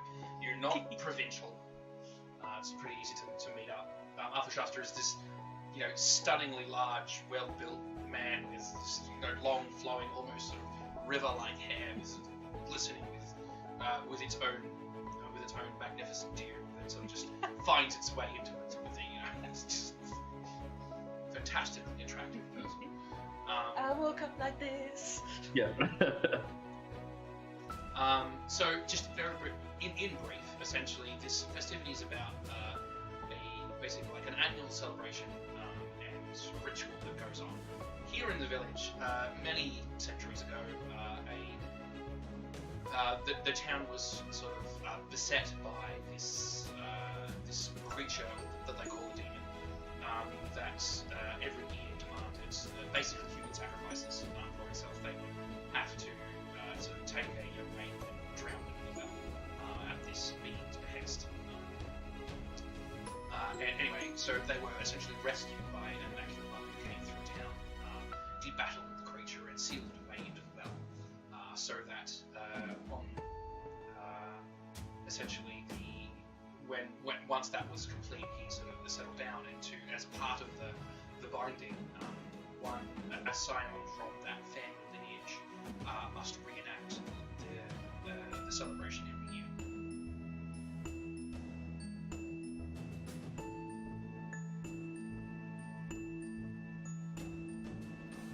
So, one scion, huh? And gee, I wonder who that one scion is in this village. Why, none other than our young lad who gets to cut the cord. Yep. Any other information she's really able to impart is that, like, whilst this whole culture has sort of grown up around this celebration, the actual ritual itself is fairly simple, and it's just this beaded cord gets set up around the well to signify the sealing, and the reign of the creature, and then the scion cuts the rope to basically signify the end of its reign, and that is the totality of the actual ritual. But all this other sort of celebratory stuff has sort of grown up around it over the many years that's been occurring here.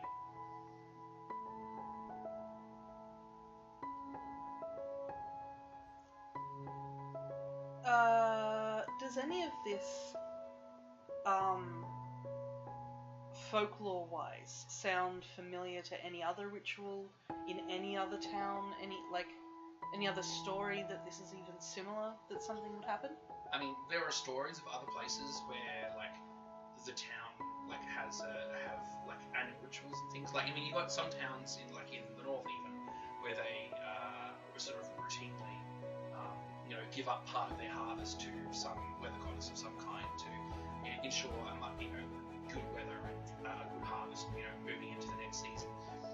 Down towards the south, there's stories of these women who have been sort of blessed by the great bull-headed god, who, and they have to sacrifice like 100 cows to the glory of this god and sort of thing. So these sorts of things do happen. Some places like in the southern region I was just talking about, like there seems to be significant evidence of the presence of the divine involved in those sorts of rituals, but more often than not, there's not. And you don't know whether most people suspect it's either just habit or ritual, or maybe there's some secret truth to it in some way, sort of buried in the history of time. But more often than not, because creation is such a fantastic place, no one wants to risk it, essentially. Yeah. So why wouldn't you just very simply do this ritual? Why wouldn't you? And so anyway, so they turned it into this great annual celebration. And how long has the celebration been going on? Hundreds of years. Hundreds of years.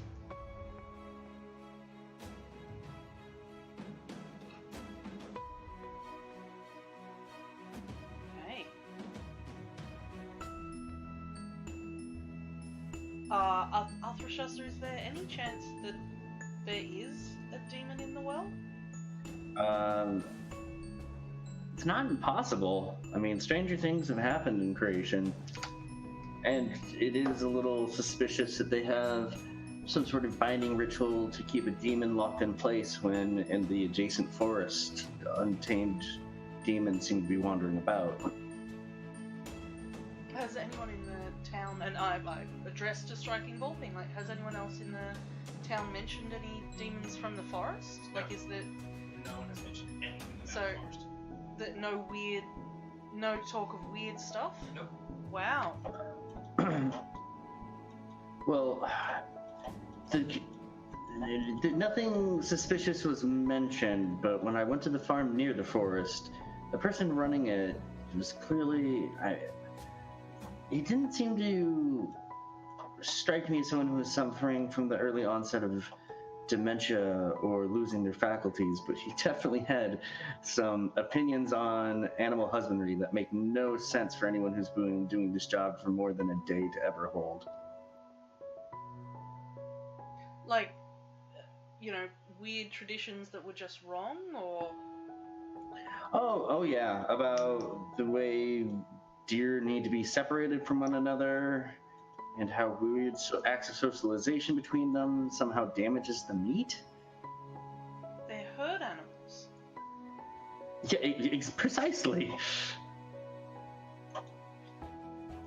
So, I mean, I think you can see why it seems a little strange to me. Did you see, both lots? No, only the young deer. Do you know where the older ones are? Like on the farm? All he said is that if you're a true understanding person who understands deer, you'll know this, and I am not that guy. So, he did not explicitly say. I could probably hazard a few guesses to where they might be. Well, like, we've got an hour before festivities really kick off here. Do you want to go for a wander and find some adults?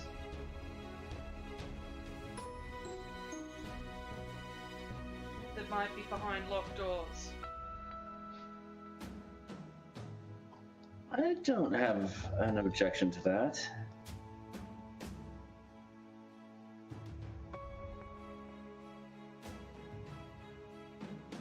Where are you going to search? Operation Deer Heist. Yeah. Okay. No. We're going to search. What's the plan? So, I myself am not a true understander. Arthur Shasta is a man with survival 5. Could I, because he said specifically, and that kind of stuck out to me, if you really understand deer, I wouldn't even have to explain to you where they're at. Can I make a guess as to where I would store a herd of deer if I was him? Like, probably in their natural habitat. Like, the wood. Full of demons, supposedly. Supposedly. How long until nightfall? An hour. Hey! Like you said. No, like a couple hours. So the festivities are like an hour away. They'll start, doing their festivity things as the sun starts setting. Most of the people in the village are going to be here. So if you're going to go snooping around now, it's actually probably a pretty good time to do it.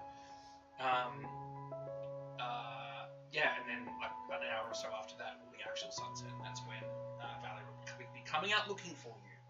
Ooh. Okay. Put to a vote? Go find deer or stay here? I mean, I just suddenly had a theory. I suddenly had a theory. Deer, demons, Luminata. What'd you say? Deer, demons? The deer that hunt men. Oh god, no. Progeny of the Living Tower. What? Oh, I was thinking forest of deer, forest of demons. There are specifically a progeny of Octavian that hunt men that are deer-shaped. Right, okay. I wasn't sure what you were referring to, sorry. Yep, Yeah. I got you now. Okay. I mean, that's a purely out of character thing. I guess nothing in character. Like Tron has no idea what Illuminati is. I think we should stay here. Just because I think going to the forest, it seems like it's hubris to say we'll do a quick jaunt in the forest that may or may not have evil deer, demons, or what have you, and be back in time for this party. And if something crazy is going to go down involving demons, the demon binding ceremony might be it. So I think we should be here just to make sure nothing bad happens with the ceremony and your date doesn't go off the rails. And if there are horrible things in the forest tonight, they will probably still be there in the morning. Okay. Alright. So, are any of you going to do anything in particular to sort of like get ready for the festivities? Are you dressing up in any particular way? Tell me about what you do leading up into the festivities themselves. Like the kind of activities that will be taking place. There's some basic games and things people will be playing. There will be a pyre where what do you call it? An edifice, Effigy. Effigy? Effigy. Thank you. An effigy will be burnt as part of the 1, 2, 3, not Wicker Man. Sorry. 1, 2, 3, not Wicker Man. Nominees! There will be the burning of an effigy. There will be some basic games and things like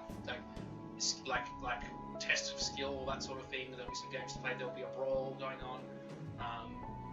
probably like hay tossing. I mean, they've probably even got some caber tossing going on as well. Why not? There's all sorts of we tests of strength and skill and all those sorts of things that all the villages have just come together and do.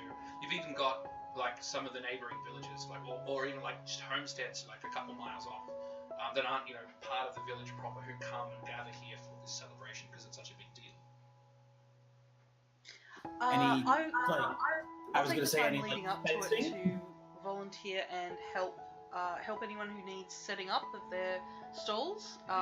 Taking the opportunity, I would like to use brand new charm, master plan meditation.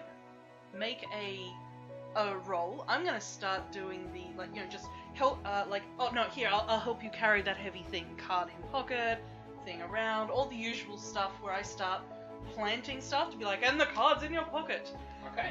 But actually setting up for This is an interesting use of that charm. I like it. Yeah, I'm wait, someone just used this charm for something other than evil? I'm intrigued.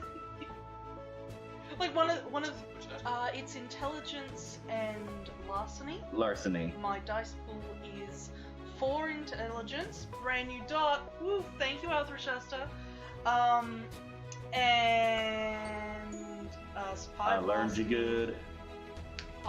Specialty misdirection. Yes. Yeah. So that's 10 dice.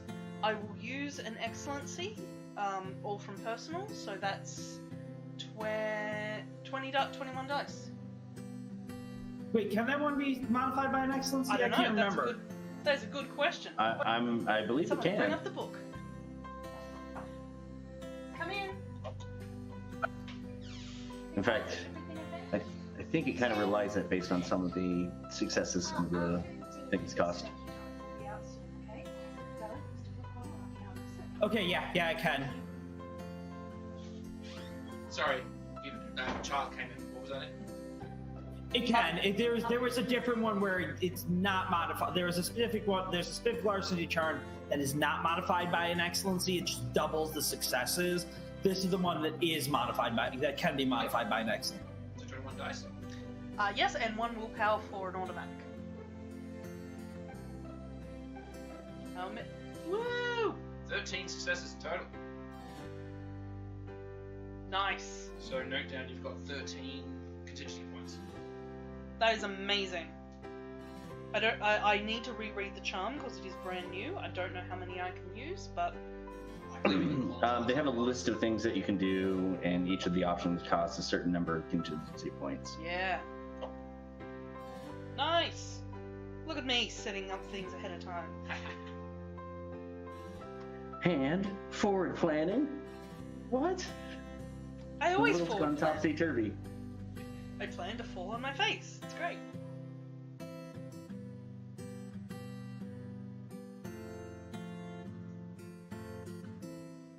You said there are things like tests of skill and stuff like that. I know you said brawling, not Terrala's thing. Anything with fencing, like that sort of thing? No fine combat. No, it's mostly just all in brawl sort of stuff. Arthur Shasta will volunteer for the brawl. So you're going to fancily slap them. Oh, it's going to be some beautiful ass whomping. I am ready. Grease me up.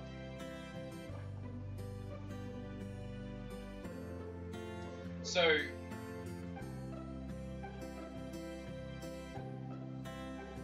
what do I do? Kel, talk to me about Terrala's first hour. Now, anything you can think of that might be in some sort of fair or festival, something like that, is probably around. As I mentioned, there aren't any fine skills because this is just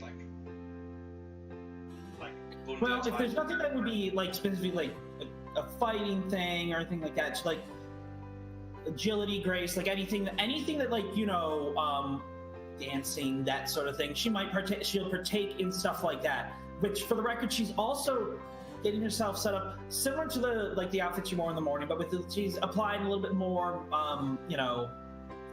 pizzazz to it, like make it a little bit nicer, because like what she was doing in the morning was like simple dance garb. She wants to make sure, hey, this is a special occasion, special clothes, that sort of thing. Like I said, it's similar, might have a little bit of the shininess, like hand has a penchant for I hesitate to say rhinestones, but sequins, things like that. She will probably try to partake in any of the dancing festivities, try to get people much more into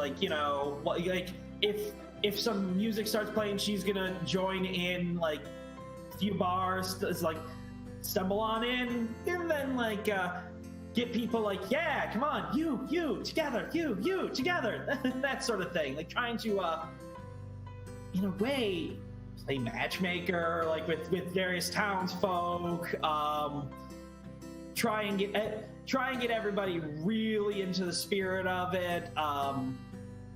But yeah, she is mostly a she's a performer through and through. So she's not so much into the fights and stuff like that, namely because, well, it's fist fighting's not really her thing. Yeah. Flame hurling, yes. Through the evening, Hand would ask, pinging off the question before of Tarala, she seems like she's used her real name here. She seems to be really enjoying herself. Just asking a few questions to get a gauge on, how is Tarala feeling? Is she really enjoying herself? Is she in her element? I get the ulterior motive of read intentions is how is this comparing to Tarala the princess and that everything, that narrative that she has, that is she leaving that behind, and does it seem like she's seeking a new life, or is this just a bit of fun? Well, there's no guile on Tarala on this one. If Hand is reading it, it's not so much seeking a new life, it's getting a chance to not let her previous life, define her. She can introduce herself. Hi, I'm Tarala Oric, and it's the type of thing where it's like, you've never heard of me. This is awesome. Oh, you're not bowing. This is great. Oh, but at the same time, she's not trying to leave that behind. It's just she's reached up to a breath of fresh air where she enjoys the Jade Phoenix persona, but to not have to be Jade Phoenix Soul is awesome. But at the same time, she's not afraid any of these people are going to be like, hey, Jonas Oric, that girl you're after is here. Is she afraid of, what if word gets out that, Tarala Oric was here? Is she worried about the spread of her name at all? I am not very good at subtly. I'm playing. The thing is, she, again, 14-year-old, bad decision making. Fire aspects, also bad decision making. It probably is something where she's like, oh, they don't know who I am. Nobody knows who I am. I must be in the clear. So probably just this is cool. I can be Tarala Oric, and nobody here, there's no baggage attached to it right now. She's just glad that right now there's no baggage. She is Tarala, not Jade Phoenix Soul, not Flame Spiral Dancer. She is Tarala Oric. And just kind of also getting a chance to be the Tarala Oric she wanted to be a bit, because, this sort of behavior probably would have been frowned upon in the courts. Okay. At least until she got until she was old enough to be like, no, I don't care what the courts say. I own the courts. With that in mind, like, because she's going from like place to place and enjoying all of the festivities, I'm going to sit and chill with the bard that you gave the money to earlier. That you gave someone money for, like, a dinar. Oh, it was a vendor to get the when she stumbled into coming out with an ocarina, she had slipped money to the vendor for one and just started playing. Turns out, apparently it's like 4 buttons and a letter. Hey! Yeah, taking everything that Tarala has voiced, like the fact that she looks happy, she's expressing that she's getting to be herself and there's no fear, and just that beauty and wonder and excitement that she's showing. Sagacious Hen is going to make the decision to grab a musical instrument and back her up in, like, just subtly with the in the way that she is moving with the accentuate, just as people are passing by, just the all I can see in my head is, unfortunately, Miguel and Tulio with You mean the best pair? I'd like to set up the inspire the joy, but also instill action to link it specifically to Tarala Auric. She's performing, but she's being the person that she wanted to be. Not that someone has told her that the role that she should be. And so I want this memory to be when people think of Tarala Auric in this area, that is the influence that her name has, of someone who has spread joy and skill and fiery passion. So I would like to increase specifically Tarala Auric's influence. Okay. Did you wanting to do that as a general inspire to the village, or? I inspire more, like, keep that the joy, so it is also that joy and passion is associated through an instill action, so it stays with them as opposed to a fleeting. Okay. I'll make a roll, which would be would it be manipulation or charisma? It's the way you feel. Charisma is fine. Yeah. And performance. Yep. So that's 5, 6, 7, 8, 9, 10, 11 dice. I'm counting because I have 13 personal motes, Right. and I just used 10, so it's 13 dice. Dice gods say 10 successes. Nice. So, with this, Jen, what instrument was it you picked up? Like, it's just like a lute or something? Sitar? Is it the the ukulele? I think that's Mandolin. a mandolin, actually. Mandolin. Yeah. As in what Tulio uses. Mm.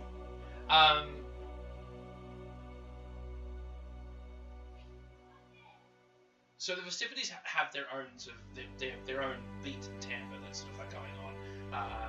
People dancing to the nice sound of flutes, a few like there's beats of some drums and things like that.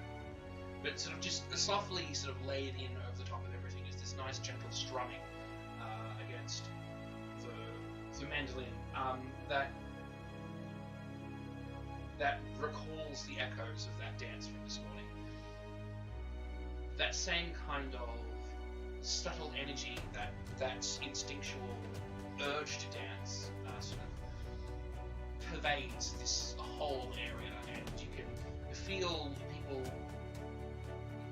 even as they're, enjoying, what it is that they're doing and the festivities that are surrounding them. They're talking about, not quite, in whispered, hushed tones or anything like that, but just conversing amongst themselves about the brilliant display this morning. That you can hear the name of Terrellabora being repeated through everybody. That, it was this fantastic performer that's come down. Is she perhaps, associated with the Bard of Mashak? Is the prevailing theory.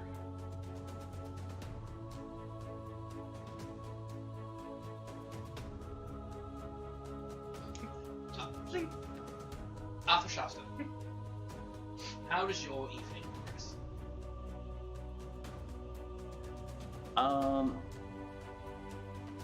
I'm gonna get myself all cleaned up. I'm gonna groom Johan to make sure that his fur is both glossy and smooth. And the two of us are gonna go strolling about town. Just gonna sort of take in the sights. I don't have a real ulterior motive. If we are allowed to get close to the well, though, I would like to use Spirit Hunting Hound, which lets Johan sniff out any dematerialized spirits.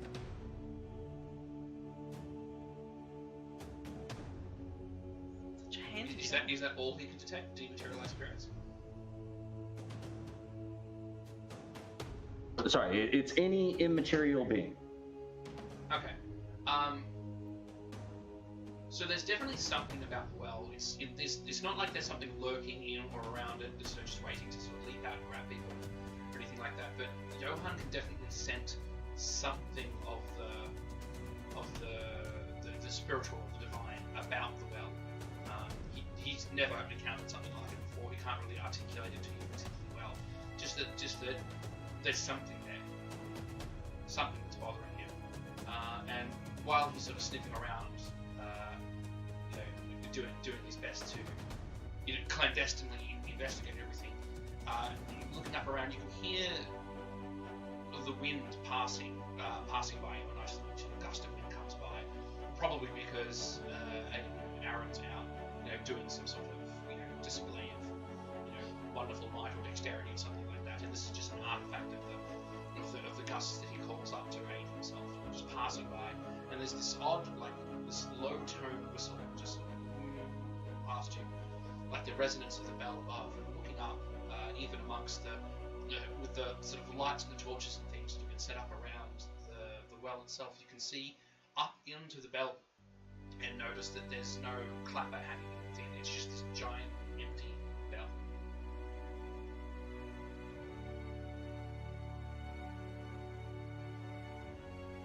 But there's no indication where that noise is coming from? It's the wind passing by underneath the thing and making it resonate. Oh, okay. But there's no actual clapper inside it. Yeah, we're gonna post up near this bell. If anything weird is gonna go down, it's gonna happen. Also, I'm really interested in studying Dragon-Blooded, and I know that the Dragon-Blooded kid's gonna have to come by here to cut some cord or something. So, front row seats. Anything other than playing with the internet? Anything you want to get up to tonight before? There's some sort of. You mentioned there's going to be a brawl? Yes, there's a brawl. It's happening right now. I would. Oh. Jumping in. You can tell, the local.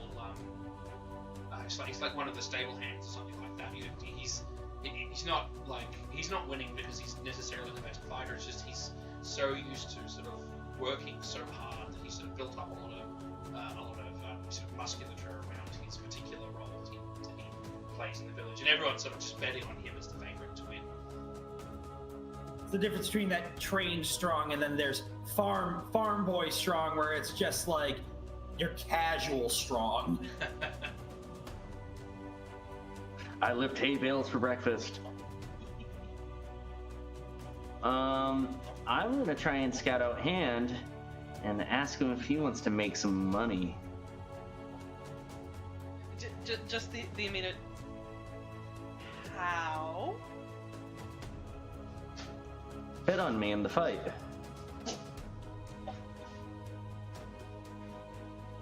Just looks over at the other strong people in back and like, okay. Just generally sussing out your thought process. Do you perhaps think it is unfair in any way to have, and you just kind of like up and down your body, it's just like, well, you're not exactly, dude, you're stacked, you Actually, he's got that sort of wiry Bruce Lee build. He's not actually yoked out like Kalis.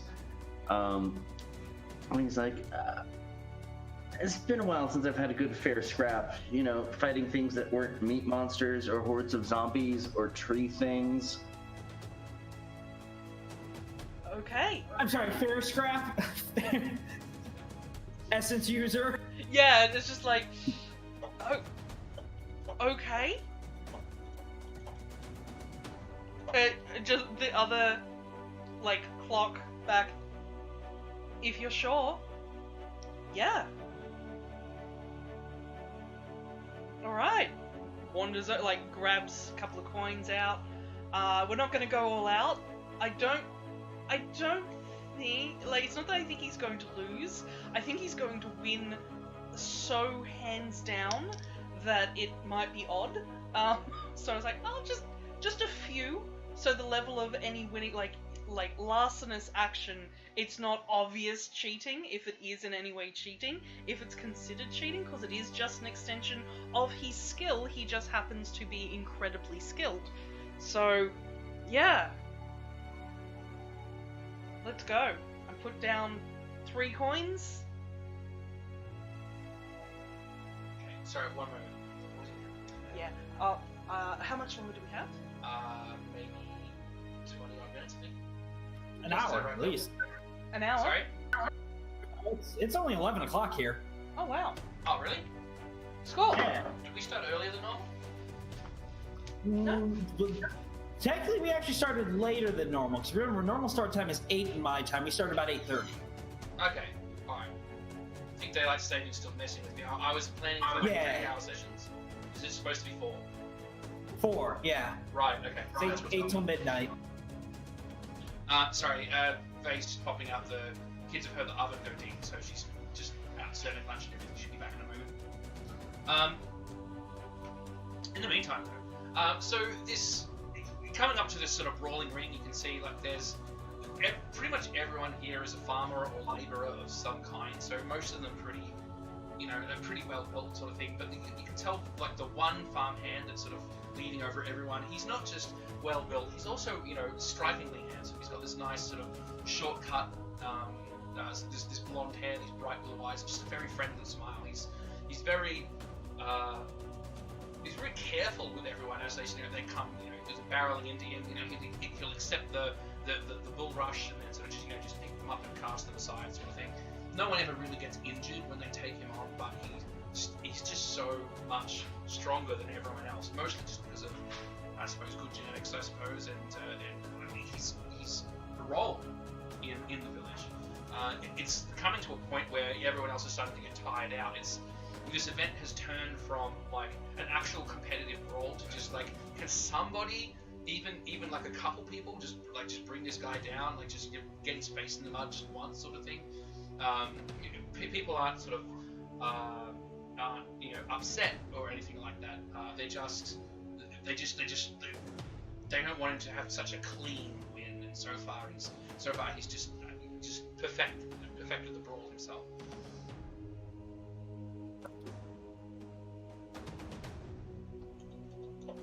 So yeah, is it one-on-one? Is it a battle royale? How's this thing? At the moment, it's a bit of an all-in brawl because he's so much better than everyone else. You got like teams of 3 or 4 people who get the energy up because they've been tussling for a while now. So most people are tired out, but this one guy, he's just not. He's just, you know, oh, there we go, partial side. Oh, you know, no. 3 guys jump on his back. He's able to sort of just, you know, roll over to land on his back on top of them and sort of roll up back to standing. Just a casual, nice try, friends. Like let's do that. Let's do this again. Very Hemsworth.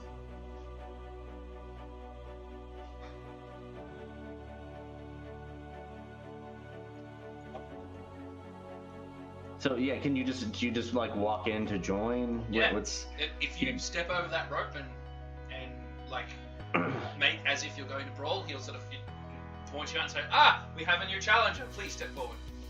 So he's gonna walk up and look at someone and calmly take out his hoop earrings and hand them off and say, "Hold on to these for me," and step over the rope. How's Athelshasta dressed?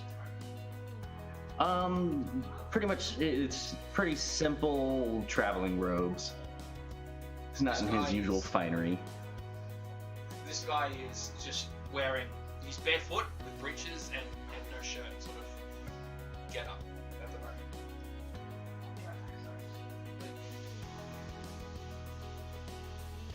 Ah, we have a new challenger. Come, friend.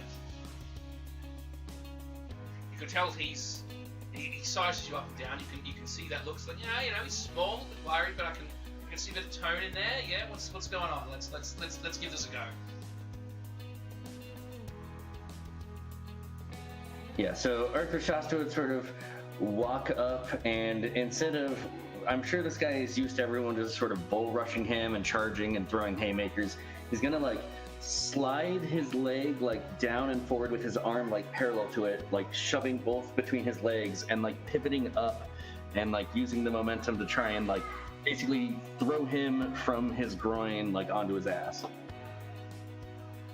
Alright, we'll settle this with a few opposed brawl rolls. You can choose strength or dexterity.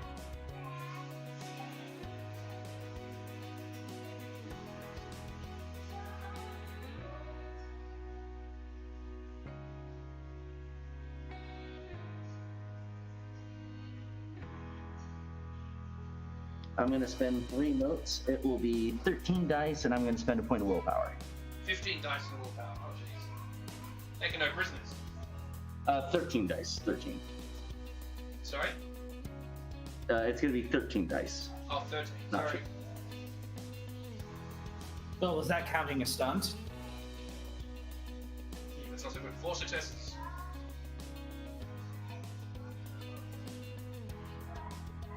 Versus his 3.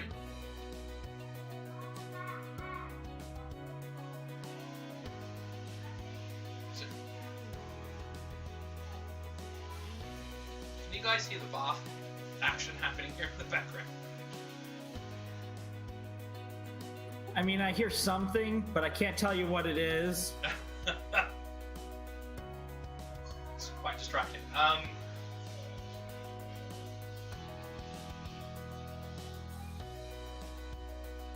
So yeah, like Athelshasta, you're able to overpower it, but only like just. Give me a description. Yeah, so Arthur Shasta is going to do that sort of boxing style fighting, where I'm sure this guy's used to people, just all upper body strength. He's going to just be putting, like, anytime he moves, he's going to find where his, like, center of balance goes and try to, like, using his knowledge of martial arts and anatomy, like, oh, if you step back on your hip this way, I'm going to lean into your leg, which makes you, like, pivot further, and then I'm going to try and put, like, my arm into your shoulder, and just, like, constantly sort of chipping away at his defense and his center of balance until he can just, like, knock him on his ass. Like, he's never going to throw a punch. He's not going to strike this guy. He's just going to do a lot of weird body contact and tripping him up to knock him over again and again. There's a loud woo from the crowd as his back just crashes down into the soft dirt. For the first time, his upper body's actually touched the ground. He's gotten a touch dirty. Thank you. That's right. Yeah, so there's that ooh through the crowd as his back hits the ground, and Athelshasta rolls up around him. You can tell that he's surprised, but the smile on his face never fades. He's like, yeah, this is great.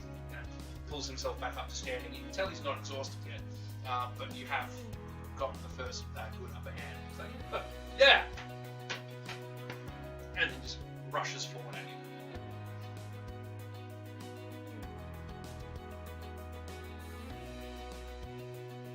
As he charges me, I'm going to pull off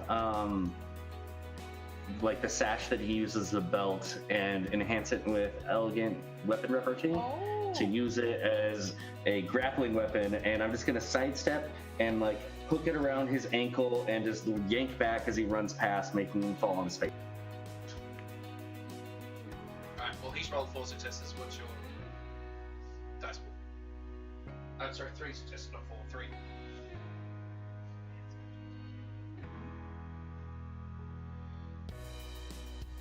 Sorry, looking at some charms real quick.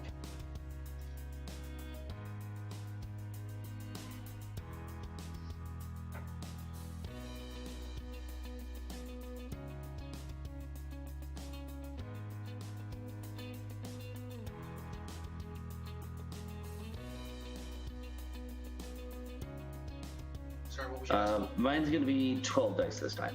Oh wow, nice. Excellencies are really useful. Oh yeah, like he has no chance here. As he rushes forward to come to the side, the sash just grabs up, wraps around his ankle as if it was meant to be. Up his legs just go out from under him, just face flat down to the ground. You hear another "Oh!" from the crowd. He doesn't seem to move. Some long moments go by. Pulls his head up out of the dirt. Alright. Fine. I'm gonna play tricky. Pulls himself back up standing. Rolls his shoulders back, cracks his neck. I can play tricky.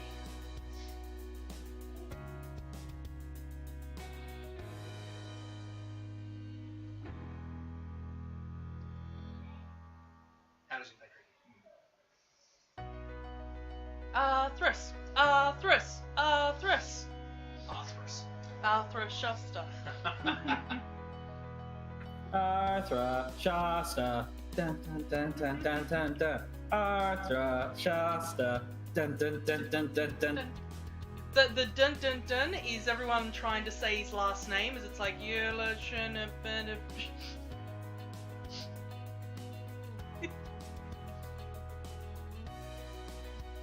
Oh, He comes at you. Oh, sorry. culture's muted. Just like He comes at you with like it almost feels like a full body charge as you move to duck out of the way. But it becomes, swiftly obvious that he's not charging at you. He's making a dive for like the boundary where this sort of rope is tied up around this dirt area.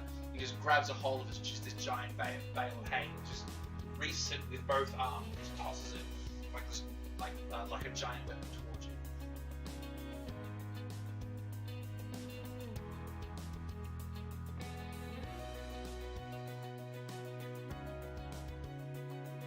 Don't I'm gonna activate Pearlescent Filigree Defense, which fortifies my clothing, and he just takes a firm horse stance and just goes and has the hail bale just hit him firmly in the chest and just like disintegrate against his like firm rooted stance against the ground as like the rope breaks and just hay hits him and cascades around him, and the torchlight catching the glint of the fire, it looks like he has a glowing corona around him. What? Okay, I'll give him a 2-point star. Is Tarala watching as well? Oh yeah.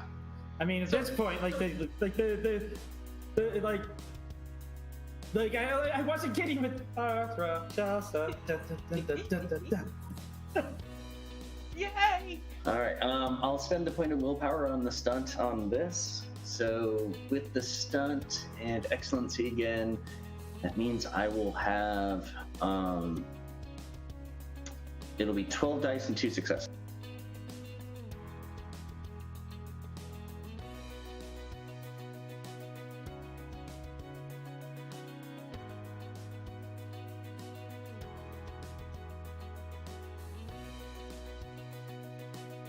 You're standing there, as you say, you just brace yourself. The hay explodes around you. Just as this curtain of hay parts from the face, the visage of this guy just suddenly on top of you, like he's used the hay as a smoke screen, just crashes down into the front, pushes you both down into the ground, rolling around.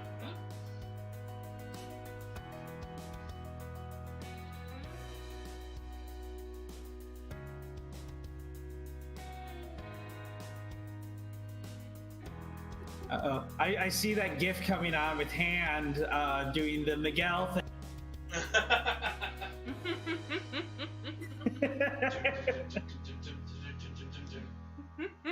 Stop that!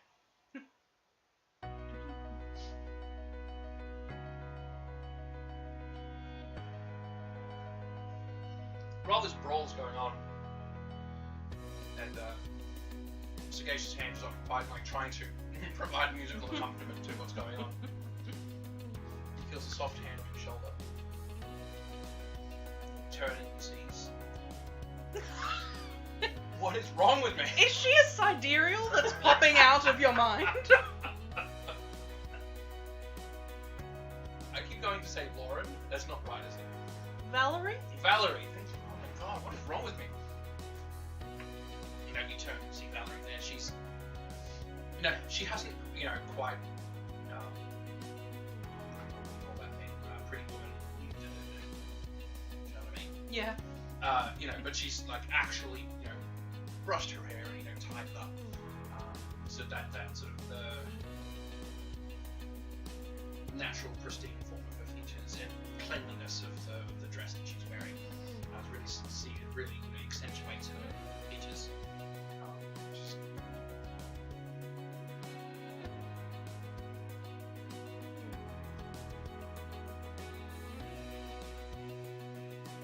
See a gentleman in the novel is taking There's beauty in magic and mundane.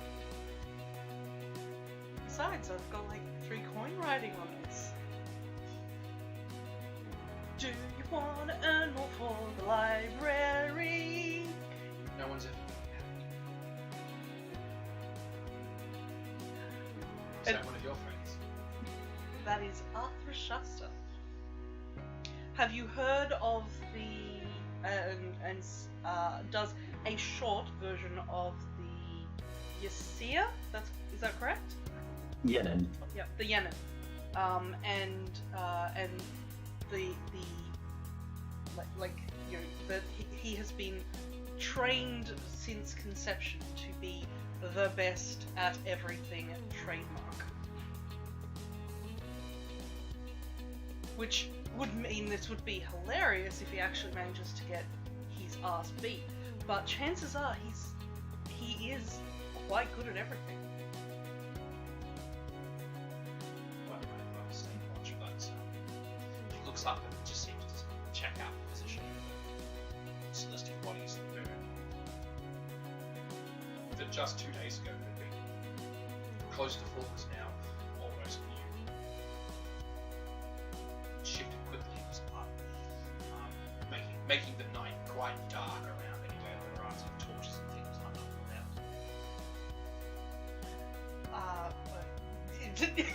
around. Always the organ, it's off, guitar down, and then the pause and go, take with, on back. It's I'd love to see more of anything you want to show. Right. I'm so excited. Come on. Just takes you away. This brawl continues. Haggy puts in a good effort, but after, despite the fact that he can meet you almost blow for blow, he tires out way before you do. There comes to a point where you've gotten a good solid lock in on his body, and he sort of just collapses to one knee and just puts up a hand, breathing heavily. He's like, all right, I'm out. Congratulations. And the crowd around you just erupts in this great cheer. Oh my god, how you got beaten? Who's the handsome stranger? And you got a couple girls and you're checking out, throwing out some things. As he concedes, Arthur Shasta says, I wouldn't let it hurt your pride too much.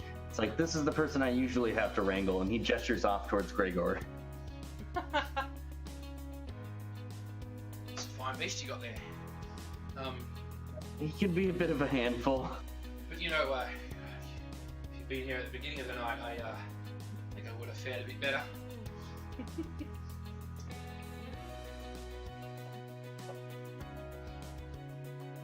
Yes, from a certain standpoint, having a test of endurance where anyone can join midpoint seems not the most logical way to conduct this test of skill, but who am I to judge your festival games? I never complained before. Usually win.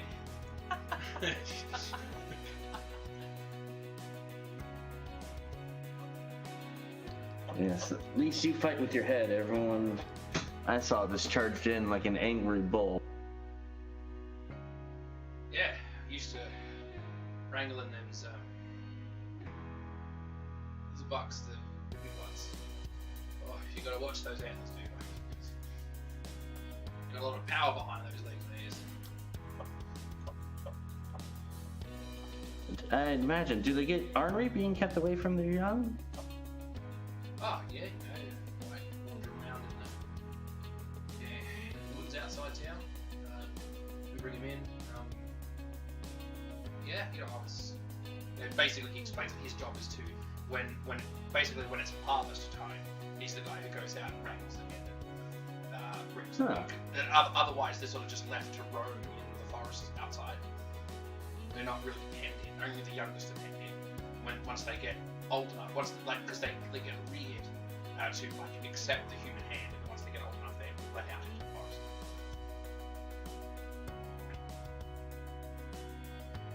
He says some similar line about the taste of meat, you know, as if it was obvious. Yeah, exactly.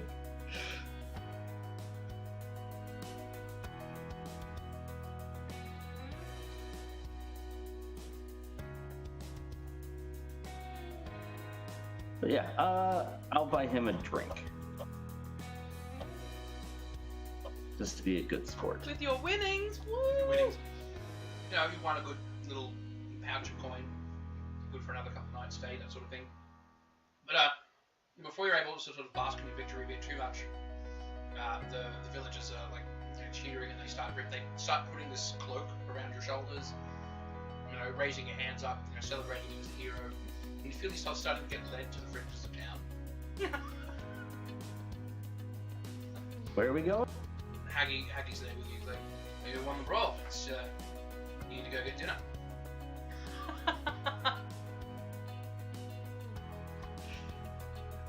Oh, so they expect me to hunt down a deer? Is that it? Yeah, you know, wrestle it back in.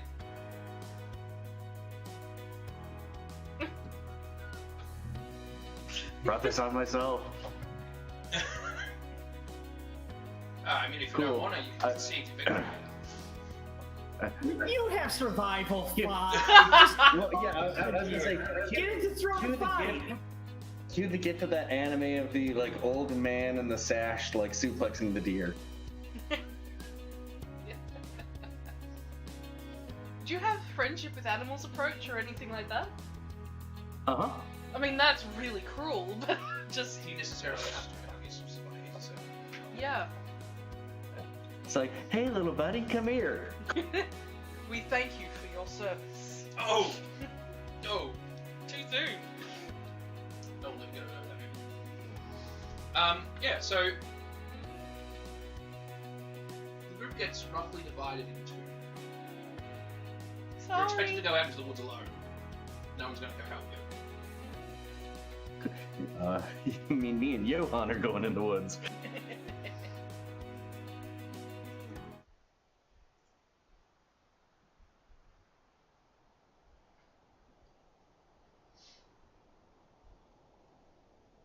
As I mentioned before, when I was describing the scene to Sagacious Hand, the moon seems to have taken a hard disappearing act. It was almost full just a few days ago, but here now tonight, as if through some strange portent has covered most of its face. A lot of the forest is dumped into this pitch blackness. While the villagers don't necessarily like they send you out there on your own, and Johan meets up with you later. Because if you try and Johan's coming, they're like, no, you won the brawl, you have to go by yourself, sort of thing. So Johan's able to meet up with you a little bit later, but you do spend a few minutes out there in the forest, this almost pitch blackness on your own. There's the soft creak of crickets, those sorts of things, playing out their little violin songs on their legs. There's this eerie atmosphere about you. Not quite miasmic, but whatever little light the moon might be offering you is obscured by most of the heaviest of the canopy of the tree. And after you're wandering for about 10 minutes, just before meeting up with Johan, you can hear the heavy footsteps of a creature padding about in the woods just beyond where you can see. You can barely see beyond your nose, but somewhere out there you can hear those heavy steps. I'm about 10 minutes outside of town now. Yeah. I'm going to turn on my forehead. Okay. The light of your cast mark beams out, crosses through.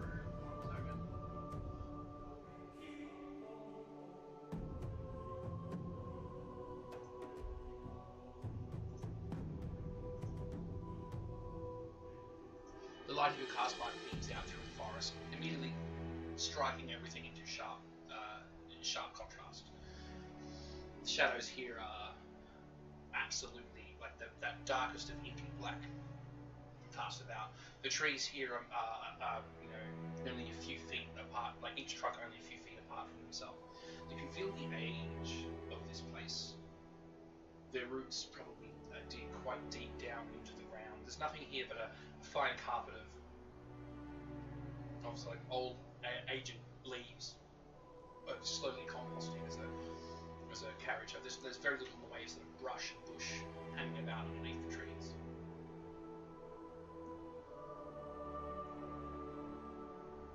But as the night lights up and makes it easier for Johan to find you, you feel the presence of his muzzle press up against your hand to let you know comfortably he's there. And you see the shadows of what looks to be an immense deer out in the forest beyond.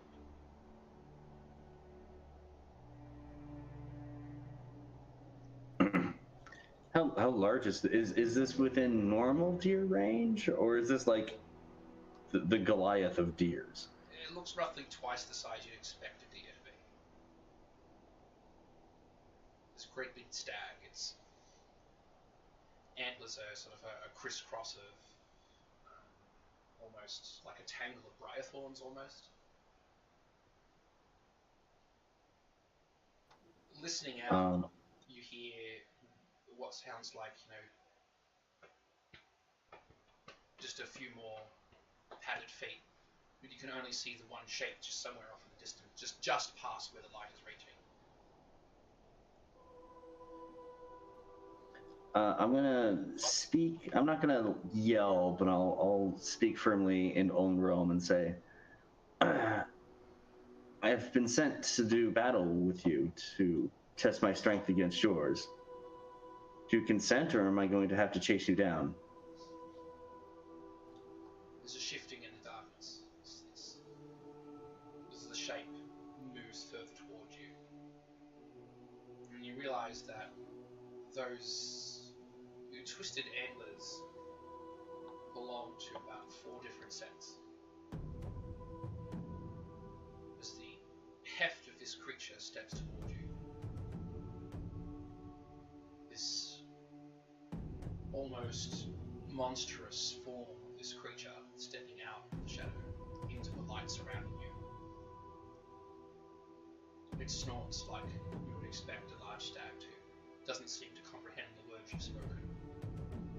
None of its 4 heads really understand.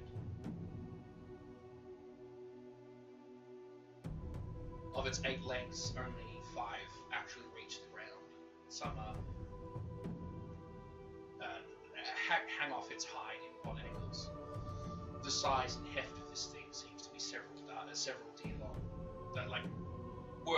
It's worth several large stacks itself. Additional flank, additional muscle. So it just pads out into the opening for you. And almost croons as one of its heads leans down and just presses its muscle up against your cheek.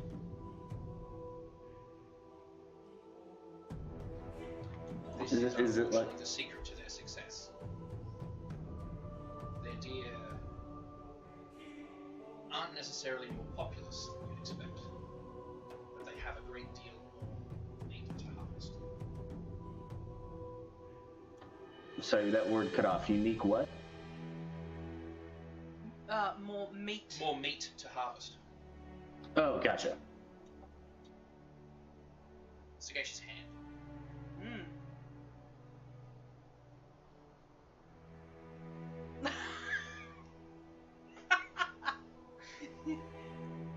Valerie? Valerie.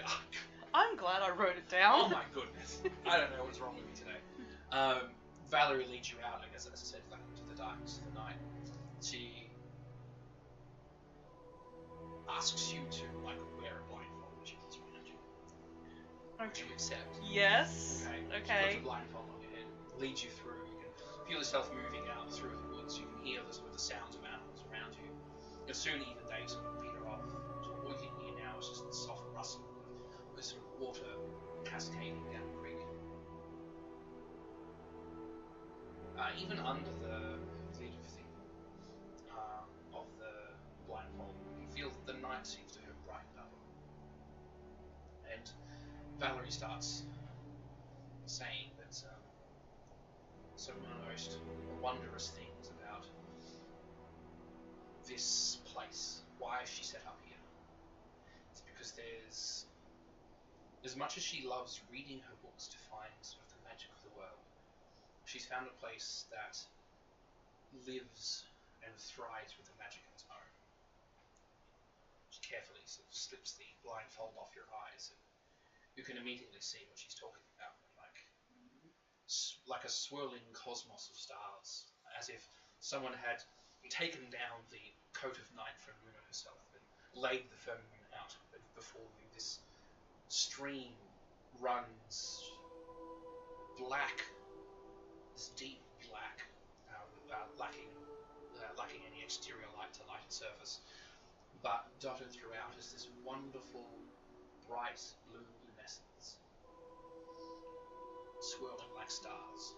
As I said, the firmament had been laid out before you. Sagacious Hand is going to be awed. Just, wow. What is it? Can I touch it? Just, trying to get as close as possible and.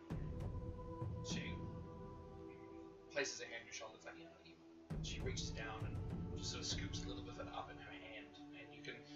It's hard to fully make out her features because the night is so dark, but she uses some of it just painted a line down her nose, so you can see it clearly. It's as if using your foxfire, to just paint a line cool. down her face.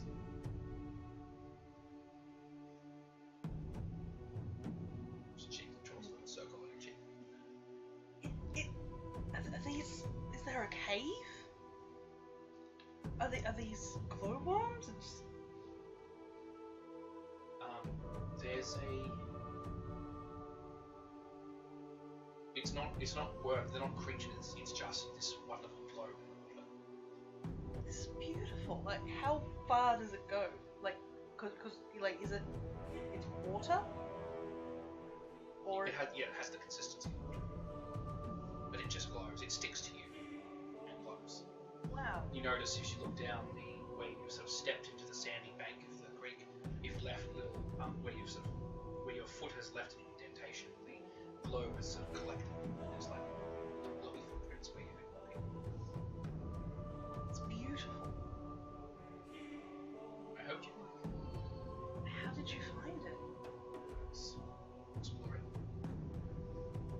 half a mile up that way. So about a mile down that. This is the strongest collection. I'm gonna scoop some up myself and do the bloop on her cheek as well.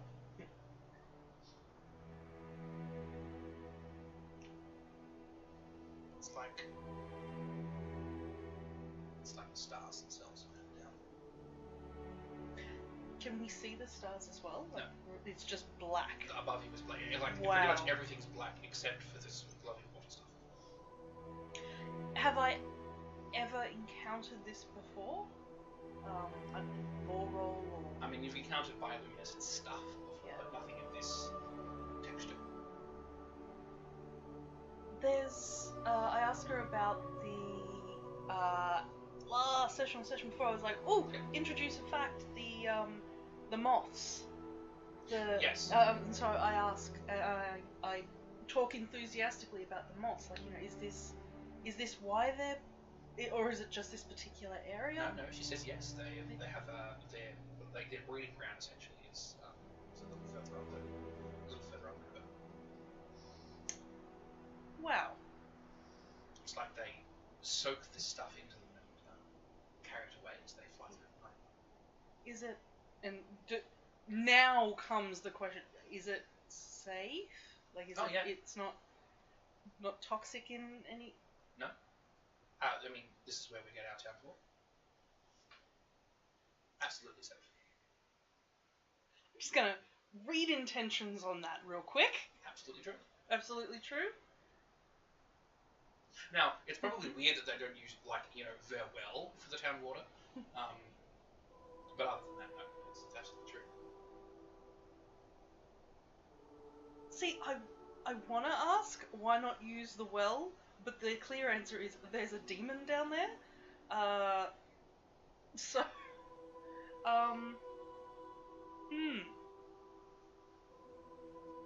But you gotta start using the well so you can build up an immunity to demon. Exactly. Quasi-evil. I'm going to,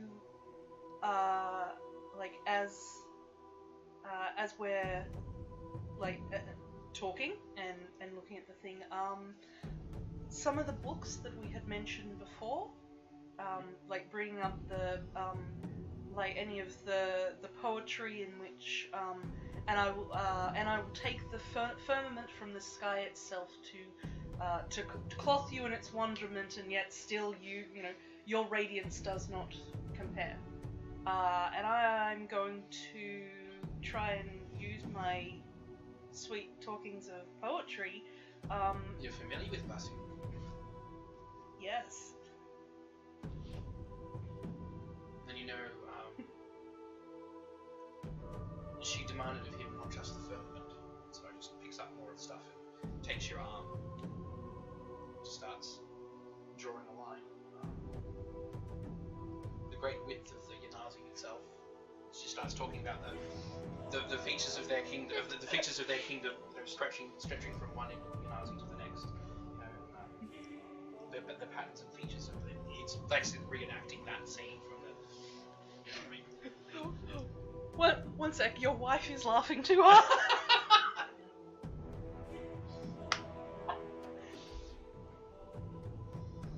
But yes, she does get close. Says, promise me that.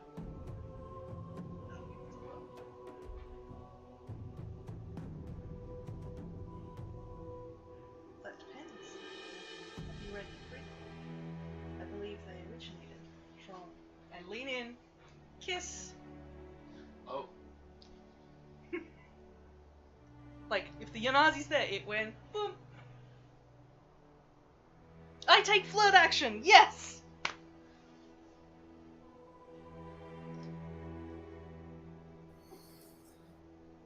So I don't know if people playing the game or people watching actually know this, but Pan's technically unsullied. Oh, that's awful way to say. I tend to have someone who's following me all the damn time. But in this nice moment of relaxation, been a, you know, you've had a good food, you travelled, you've seen some wondrous things, you've met someone of like mind, you've had this long, wondrous conversation. You're the first person she's met who's ever been even remotely within her own mental space. Yay! So this falling into passion is almost inevitable. And you know, as the night courses on, and you spend increasing amounts of time here together, slowly shedding your clothes and things,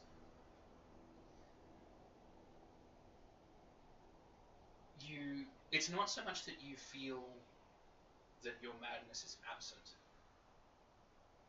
but it's not bothering. It's giving you space for the first time in a while. You have a feeling that the events of Caldor are starting to slip away, starting to become less relevant, starting to pass on into memory where it can be dealt with subconsciously and parceled away into the ages of a time long gone, so it no longer bears you any issue any further. And this wonderful sense of serenity flows through with you the entire night. You camp out here in the stars together.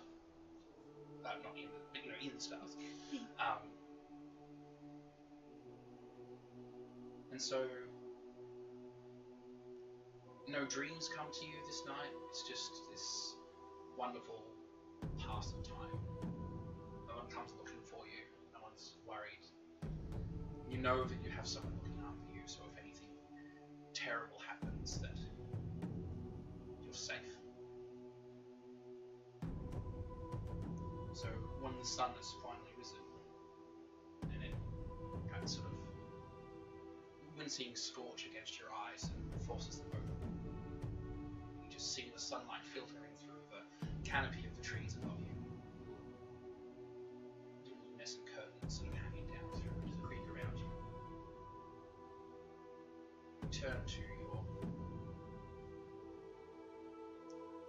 friend. You forgot the name again? No. Your lover. And it takes a moment to realize, especially the few moments it takes you to look down at your own hands, but from head to toe, she is covered in blood.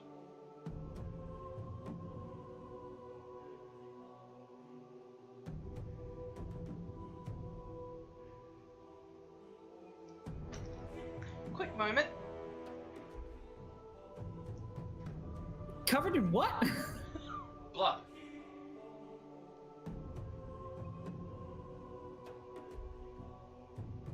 Yeah, hands luck is keeping relative the, and it's on in my hands. Yeah, all of you too. Am I injured? I start look. I assess self. Am I injured? You don't feel pain, no. I'm going to try and wake her up. Is she injured? Yep. I got like 0 medicine. Are you okay? Yeah. Valerie? Valerie? No response.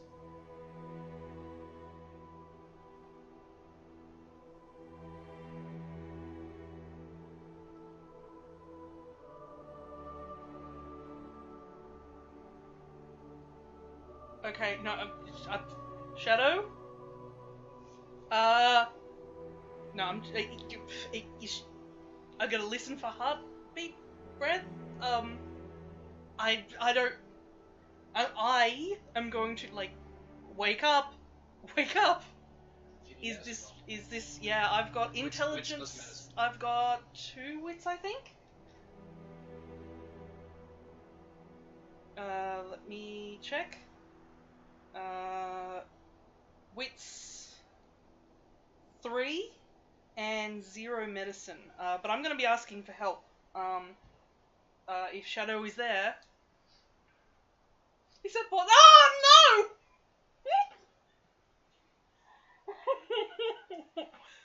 Is that what I thought it was? Is that 3 ones? That's a 3 and a 1 and a 1. Okay. So is that 0, 6? That's that actual There is botch. no heartbeat. There's no breath. She's not moving. There's blood everywhere. It's covering you. You can almost smell that sort of that sickly, acidic scent of death around you. Skin starts to itch and ache. Oh god. One sec, I don't know what to do other than just kind of run screaming back.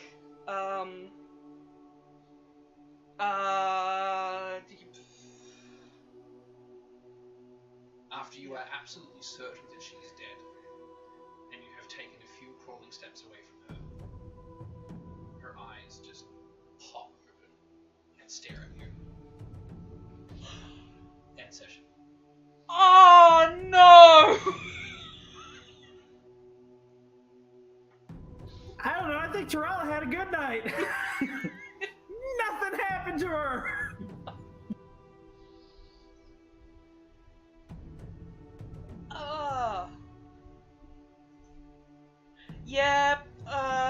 Yeah, running, screaming, naked back to town, I think. Nope. She's So- definitely... We've just come out of Caldor, like, with all the creepy dead stuff. And it's like, oh, thank God, like, oh God, no, like, being accused of murder a few times. Vay, you might want to check. You might want to check your private Discord messages. Oh my God, thank you. That was, I made a new friend. Thank you for playing. Thank you for viewing. Yes. Do the characters, Oh, do the God. players have any questions or concerns before we sign off and have our debrief? Are we playing next week, or is it Thanksgiving? I mean, I'm going to be busy. Aw. Looks like we're on a short hiatus for Thanksgiving. Oh. So you know what? We'll keep everyone appraised and advised. I'll get some messages out. You'll know when we're running next. Yeah. Or you'll get just a sudden message saying, you know, Ash's going to stream. Thank you very much, everyone, for watching. Thank you. We're going to go through for a debrief. Thank you very much for watching. Thank you for following us on Twitch, or if you're following us along on YouTube. I hope that I have gotten this up as quickly as I want to. I've been having some encoding problems, so I've got last episode I just went up today. I'm really sorry about that, but I'll get all that sorted out. We'll see you possibly in 2 weeks' time. Thank you very much. Thanks. Bye.